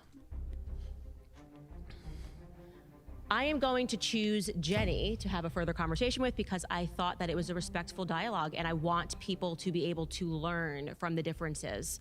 And I think she is probably the best equipped person to get that done. Thank you. My claim is that I believe feminism is wrongly interpreted as anti-men when it benefits both Oh, men I and love women. this. This is my wheelhouse, baby. This is my wheelhouse. Let's go. It's a great claim. I like that claim. Thank you. In today's environment, when you look at the messaging that's coming out from self-proclaimed feminists, it's very much an F men, men can't do anything, women can do bad all by themselves sort of colloquial messaging, which I think is harmful to men and to women. I have seen examples of people that I truly do think are more old school who don't do that. But I think in 2025, we've landed on the side of this. It is, I think, rising to a level of just being anti-men, which is not what I think it was supposed to be aspirationally. Okay. In response to that, I would just like to say I think that in all ideologies and beliefs there is a spectrum, right? And on either side there's going to be. And majority of the spectrum is anti-man. It's a lot of male hatred, bro. It's a lot. Just look at TikTok. Look at TikTok. Look at the main pushers of this. It's all decentering men. We don't need to listen to men. Men are the enemy. Because it's all, the whole idea of feminism is built upon the back and the foundation that women are the oppressed and men are the oppressors. So everything trickles down from there. A radical point of view. I do understand how it may come across as negative when women say things like, I hate all men, or F men this, F men that. But I'm also, as a woman, not going to fault other women for having that perspective and fear. There you go. You see what I mean? You see what I mean? So, she's going to say, oh, it's not fair. I mean, I understand that women are saying F men and they're saying this. Self-delete, but saying delete all men. We don't need men. Men are trash. Men are this. But I also don't want to disagree with their experience, and I think it's valid they should be able to say that. And then you wonder why men think feminism is a man-hating movement. You're literally here validating that viewpoint, while also saying it's not a man-hating movement. Bro, that was like the biggest contradiction, and it happened so fast. Wow. So we got the Fat Muppet in the chat. He said, we are all both feminine and masculine. I think the problem is that ultimately we are separating the feminine and the masculine essence in humans, even though it seems as though we are blurring the lines. We do have a little bit of both in us. I can agree to that to a little bit, but we definitely lean more to one, either the masculine or the feminine. And so I think in a society, we need to. Feminism is pushing for the blurring of the lines, where we're all just, equal, blank slate equalism. Just men and women are the same. And the only reason we act differently is not because of our biology, but because of society's structure and how we raise women and how we raise men and how we socialize them for some reason. But she's fine. But yeah, it's so wrong. Because unfortunately, our greatest predator is men. Our greatest harm does come from men. And therefore, when women have experienced violence from men, when women have experienced oppression from men, I'm not going to fault them for feeling that way and expressing such. And I think the onus does rely more on men for acknowledging that these issues do exist. It is harming women. And unfortunately, a lot of men don't listen to women, and they actually would rather listen to other men. While that may seem like negative messaging, if we can get past the idea of, oh, this feels like it's attacking my character, like I feel like feminism is attacking me as a man, then I think that we can have a much more productive discussion and move forward in making sure that this society is better for everybody. And I do believe that feminism benefits men as well. And I think that's also misunderstood and misinterpreted in that. But when we look at historically what feminism does, it's actually trying to bring women at an equal level to men, give them the same opportunities and options as men, and also not receive the same judgment that men do for the same actions. And so I believe that when men are exposed to more female role models, when men are exposed to more feminine, they get soft. They get soft, bro. That's why we have so many soft, weak dudes now that the very women who created them are complaining about. Women complain about men ain't men anymore, men. Feminine role models, they're being raised by single mothers. So you guys are creating the very men that you're complaining about. You're out here trying to date men and saying that men aren't masculine. Well, guess what? When there were 2-parent households and the man was in charge of the household and he led and the woman followed, you had men that you would consider dateable and you would consider them masculine and you consider them attractive. Now that they have female role models all over society, they're not the kind of man you want to date. So you got to pick one. Or feminist leaning women, they actually have higher quality of life. They have deeper conversations that they can have with their loved ones. All the men that I know in my life are feminists. And it is They're because cooked. they are feminists that we all have a beautiful community and beautiful friendships. Yeah, so I would actually even expand it to say that not only is feminism hostile to men, but it's also very hostile to women. And I think you saw a lot of an example of that today, where there seems to be a reaction when a woman says children are beautiful. It's like, oh my God, how dare you say that? And you see that when we have a society which is really kind of being dominated by what I would call like this hyper sexual character, like of the Kim Kardashian prototype of feminism, weighed against the other extreme, which would be like the Lena Dunham types who are coming out. Lena Dunham's much more the F men forever. Kim Kardashian is kind of the, when I was saying like, come get everything for free, that sort of a model. And I think both of them reject tradition in a way that there's a little bit of hatred there for women who don't want to climb the ladder. And Oh yeah, women who don't want to adhere to the get naked, give men sex for free, they're looked at as you're not fully wielding your female, they call it liberation or strength. You're not fully experiencing it if you're not sleeping around.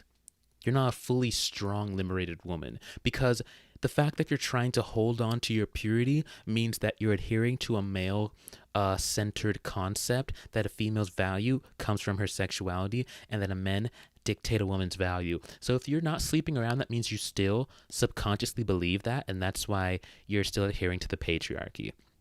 And if you want family, then you still believe that your role is to, pump out babies and be a baby factory for a man who essentially controls you.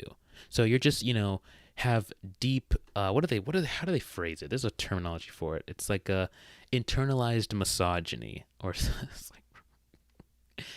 so essentially, if you don't want to be a whore and you don't want to be a boss babe, then you're not a strong woman. Yeah. Yeah.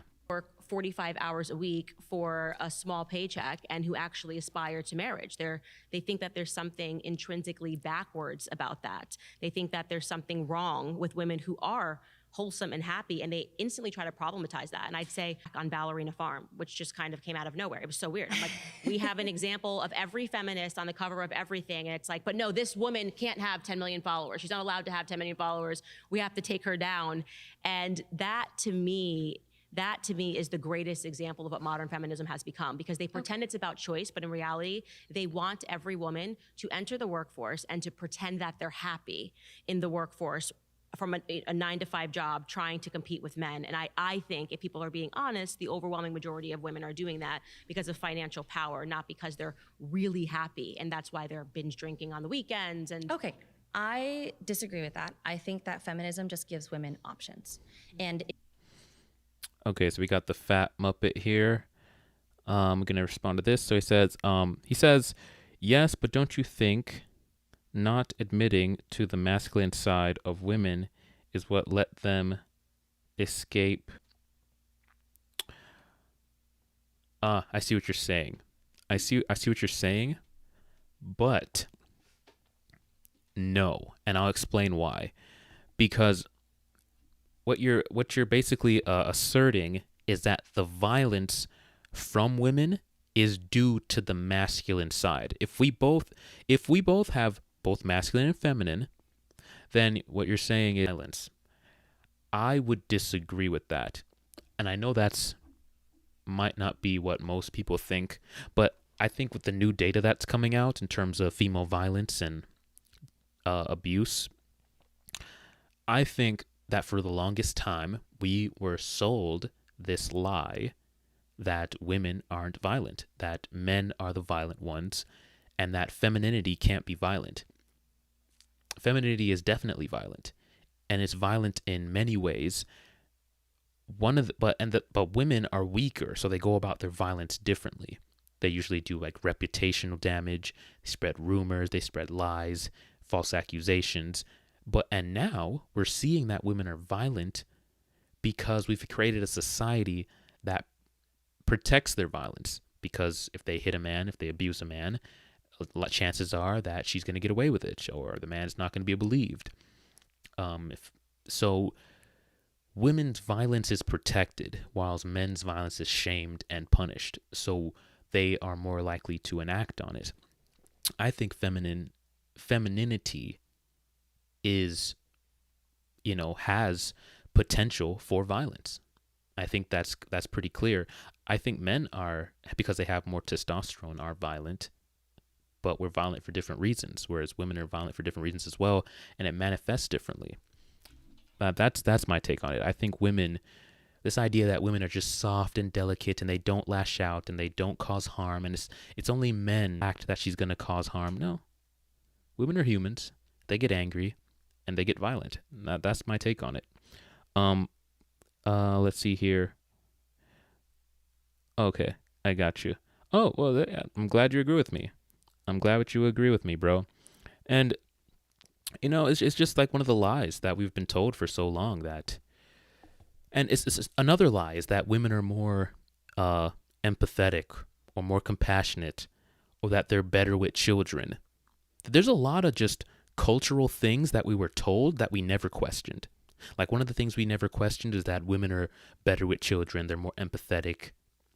But then we look at the data, and then single fathers do better than single mothers. So now we have to go back and, do away with this whole belief system that women are better off with the children, because it's just factually not true anymore. You know what I'm saying? But we never ever thought to question that, because society asserted certain things and we just all believed it and never thought to question it. And I think female violence is definitely one of those things. If you want to be a stay-at-home wife and you want to be a trad wife, that's fine. Feminism is not, in my opinion, I think a lot of other people agree with me, feminism is not the belief that you can't do those things and we're trying to convince women that they have to work. I believe that feminism is, if you want to work, go do that. Go get that bag, But if you don't and you want to be a stay-at-home wife, then there shouldn't be consequences for doing that. And I think the whole ballerina farm discussion is kind of highlighting some of the consequences. We see a woman who wanted to be a ballerina but gave up that passion and dream to be a mother. And I don't think that it's wrong to want both. I think that, right, I work with kids all the time as a swim teacher. I love kids. But at the same time, I don't want to have to choose between kids and my career path or my progress. She didn't choose, and that's another thing, is they just keep rejecting her answering this question 1,000 times. Of course, when you're young and before you have kids, the things that I wanted to do aspirationally has radically transformed. From now that I'm married, it suddenly, everything came into focus, and really I understand that family is what it's all about. It's like you have your first kid and you change entirely. Okay. Your focus changes. And I do find exactly what you're saying is that even when she herself says, this is what I wanted, I was not forced to give up, that's what I wanted when it was just me in my life. And I went to Juilliard and I did what I wanted to do. And I danced as a ballerina, and then my husband moved to support me as a ballerina, and then I got pregnant. And when you have a child, your entire world changes instantly in a moment. And it's hard to describe that to someone who doesn't have a child yet, because when I was there, I didn't understand it either. So I actually would have agreed more with you. Until that moment happens, you don't get it. And so what I'm saying is that to see people constantly try to problematize her life when she's like, I have 8 kids now. It's like, not only do I love kids, I have 8 of them, and I'm cooking and I'm going to school and I'm bringing them with me to Ireland. And the attacks on the trad wife culture, it just shows you that there is fundamentally a hatred for tradition. And I think that hatred is being bred into women. Because they're afraid that if women see the counter lifestyle, that they'll choose that over the boss babe and the hyper promiscuity. If we see a woman who's happy with her husband, it's not abusive. He's not a monster. He's not financially abusive or verbally. He's not harassing her. He's not, doing all this negative stuff women like to paint men being in relationships. And she's loving it. and she has multiple kids and she's loving that and loving her job. It's not oppressive. She's not a baby factory. She's not, doesn't feel taken advantage of or undervalued. Feminists are afraid that if women see that, they're like, I think I'll choose that over the boss babe and the whoring around. That is ultimately their greatest fear. So anytime a woman comes up with showcasing a life that's opposite to the promiscuity and the boss babe, they try to shut it down. You're setting women back. You want women to go back to the kitchen. There's so much more than just mothers and baby factories and caretakers. There's so much more. They're career women. They're prostitutes. They're OnlyFans workers. They're just as much. I would say if there was equal push for the traditional wife and an equal push for the boss babe whoredom, equal propaganda, women would choose the housewife and the stay-at-home mom lifestyle over.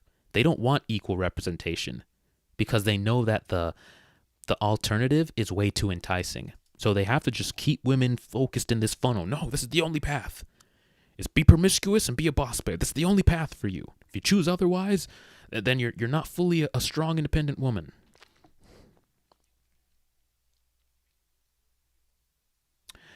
The Fat Muppet says, I've noticed women get FOMO in monogamous relationships. Yes.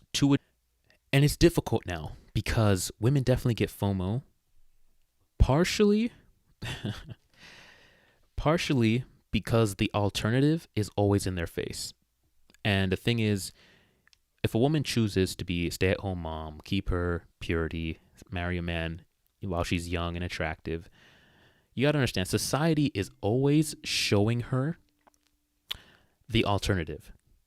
And the alternative looks very flashy. I will agree to that. Flying around the place, men flying you out, getting pumped and dumped, men giving you all these gifts and opportunities and experiences, dressing half naked and getting all this attention, shaking your butt at the club, getting all this attention from men, society, monetizing, making money off your sexuality. It's very glamorous. It's very glamorous. Or let's say a woman didn't sleep around, and then, but the whole world around her is sleeping around, though. That's the thing. So I made a decision that most people are not making. I wonder if I'm missing out. Wonder if it is as fun as it looks.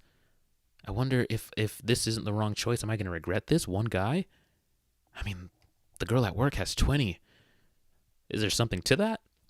And it's just this environment that, well, back in the day, the alternative, the hoe lifestyle, the boss babe lifestyle wasn't always in your face. That was the minority. Most people chose the housewife, the wholesome path. Now it's very difficult.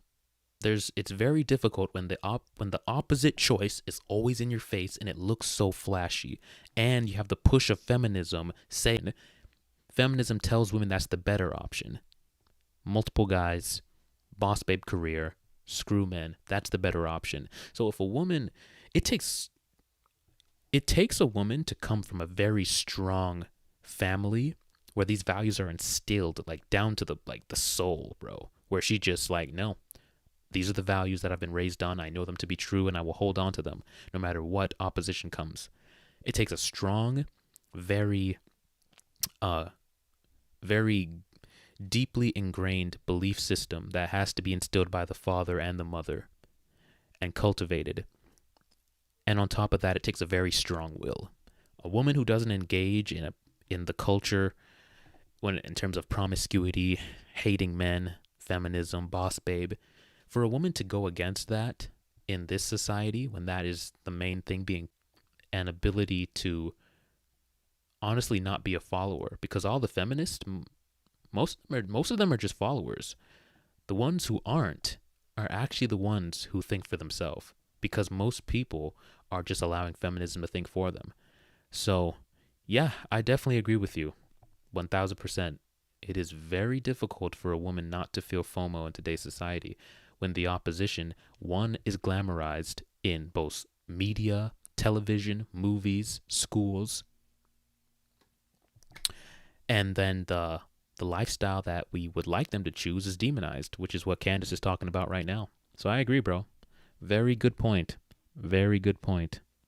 And ultimately, when you find those women at 50 who have chased their careers, it has been my experience, and they don't have family, that they suffer from tremendous unhappiness if they've missed that window of opportunity to start a family. I mean, I would like to disagree with that point that feminism is hating on the trad wife life. I think there is a misrepresentation of that life that's being fed to people. For example, people like Nara Smith and Ballerina Farm they're social media content creators. That is their job, right? So it's not that they're just a stay-at-home mom. Content creation itself, as I'm sure you're aware, is also a job, right? So they are not actually fully trad wives. There's nothing, bro, this idea that because you're a stay-at-home mom or a traditional woman, that means you can't have a job. That means you can't, bring in income for your family. This idea that stay-at-home wives were doing nothing. They were either working on the farm, either growing crops to sell at the market or making clothes to sell. They were doing some kind of side hustle to help bring in income for the family. They were doing something. This idea that they were just sitting at home, waiting for their husbands to come, like cooking a meal and giving their husband sex when he came home from work, and that was their job. No, it's totally fine for a woman. In fact, most men would prefer it if their woman could find a job like that she could do at home and then, take care of the kids. A part-time job that she could do at home and then take care of the kids. Most men would prefer that than having their woman have to leave the house every day to go work a 9 to 5 somewhere else. What? I don't know what she's talking about. They also are working. And on top of that, they are marketing this lifestyle that is not attainable by everybody. It's not feasible, and I think you agree with this too, to be spending 8 hours cooking chocolate chip cookies from scratch where you've harvested the cocoa yourself. You know what I mean? And it's not funny. feasible in our current economic system, right? And maybe that's what people want, and that's great. And I don't think feminism is the one that's telling you you shouldn't want this. I disagree with that strongly. I think feminism is telling you that if you want to pursue that, that's great. That's for you. I've never met a feminist that didn't find a problem with the trad wives, and that's my point. Is that it's this illusion. Well, you're meeting one now. I don't think because as soon as I said something traditional, everyone rejected. I said you will get more purpose and I think that's joy from raising you get joy from raising. Well, it's like, I guys, think it's more shouldn't about we just understand that children are it's a good No, and thing to I think fight. I love how they're all trying to act like they're in agreement with traditionalism. No, they're not, bro. Every single time you hear them speak about traditional women doing what they used to do traditionally, they talk about them being slaves, women were oppressed, women are controlled by men, they were abused by men. They even started off this whole podcast. The show, the woman brought up men are killing women in relationships, you're more likely to be killed by your partner, this and that.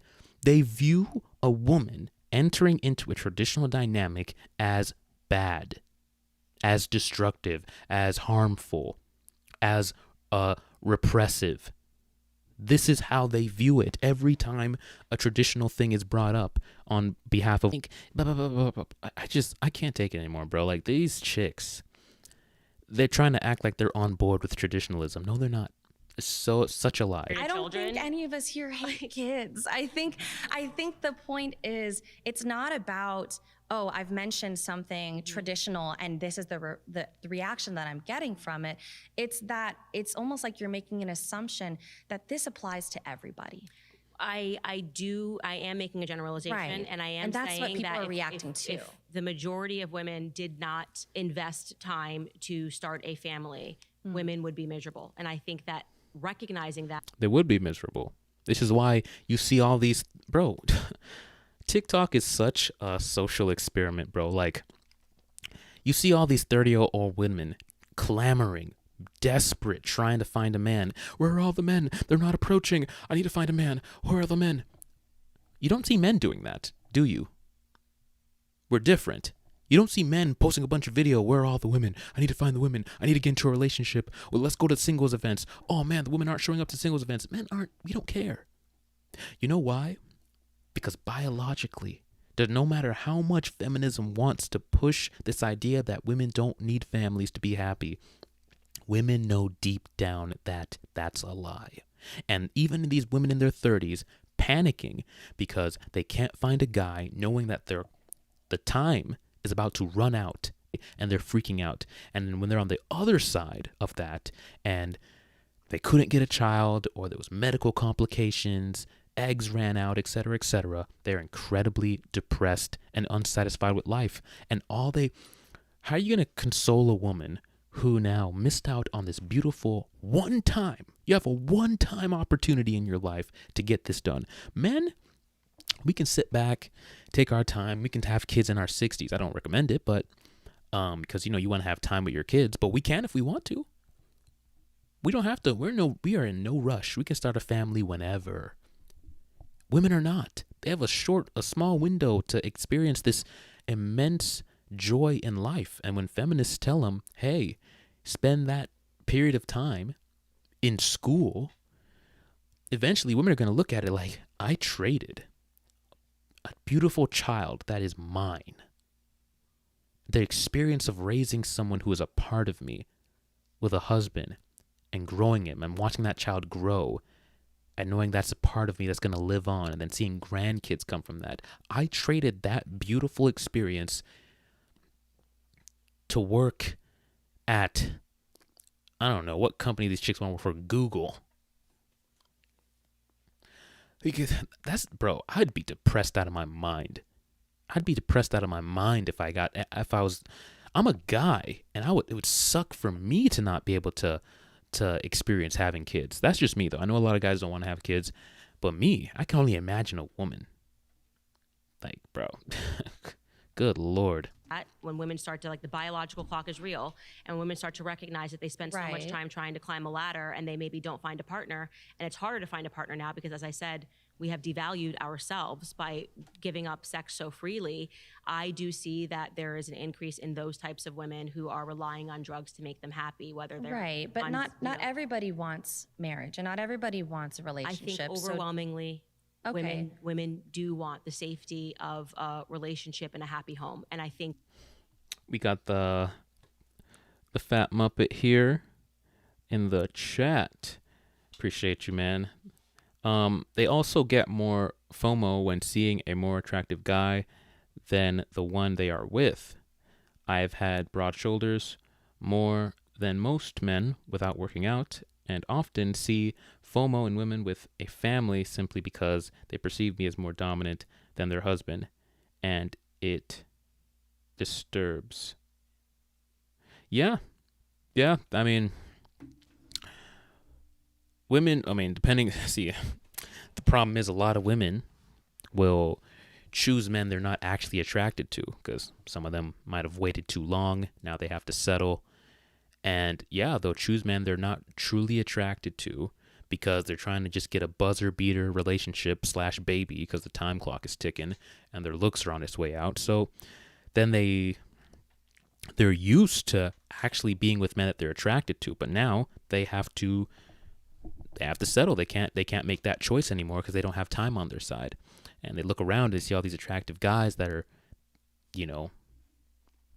because they chose their husband because he was a good provider, because he was predictable, because he was stable.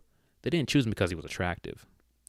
But they could have chosen because he was attractive if they chose him early. But now if you're going to choose a guy at 30, you don't got the same options available to you. It's just not. You just don't have it. Just don't have it.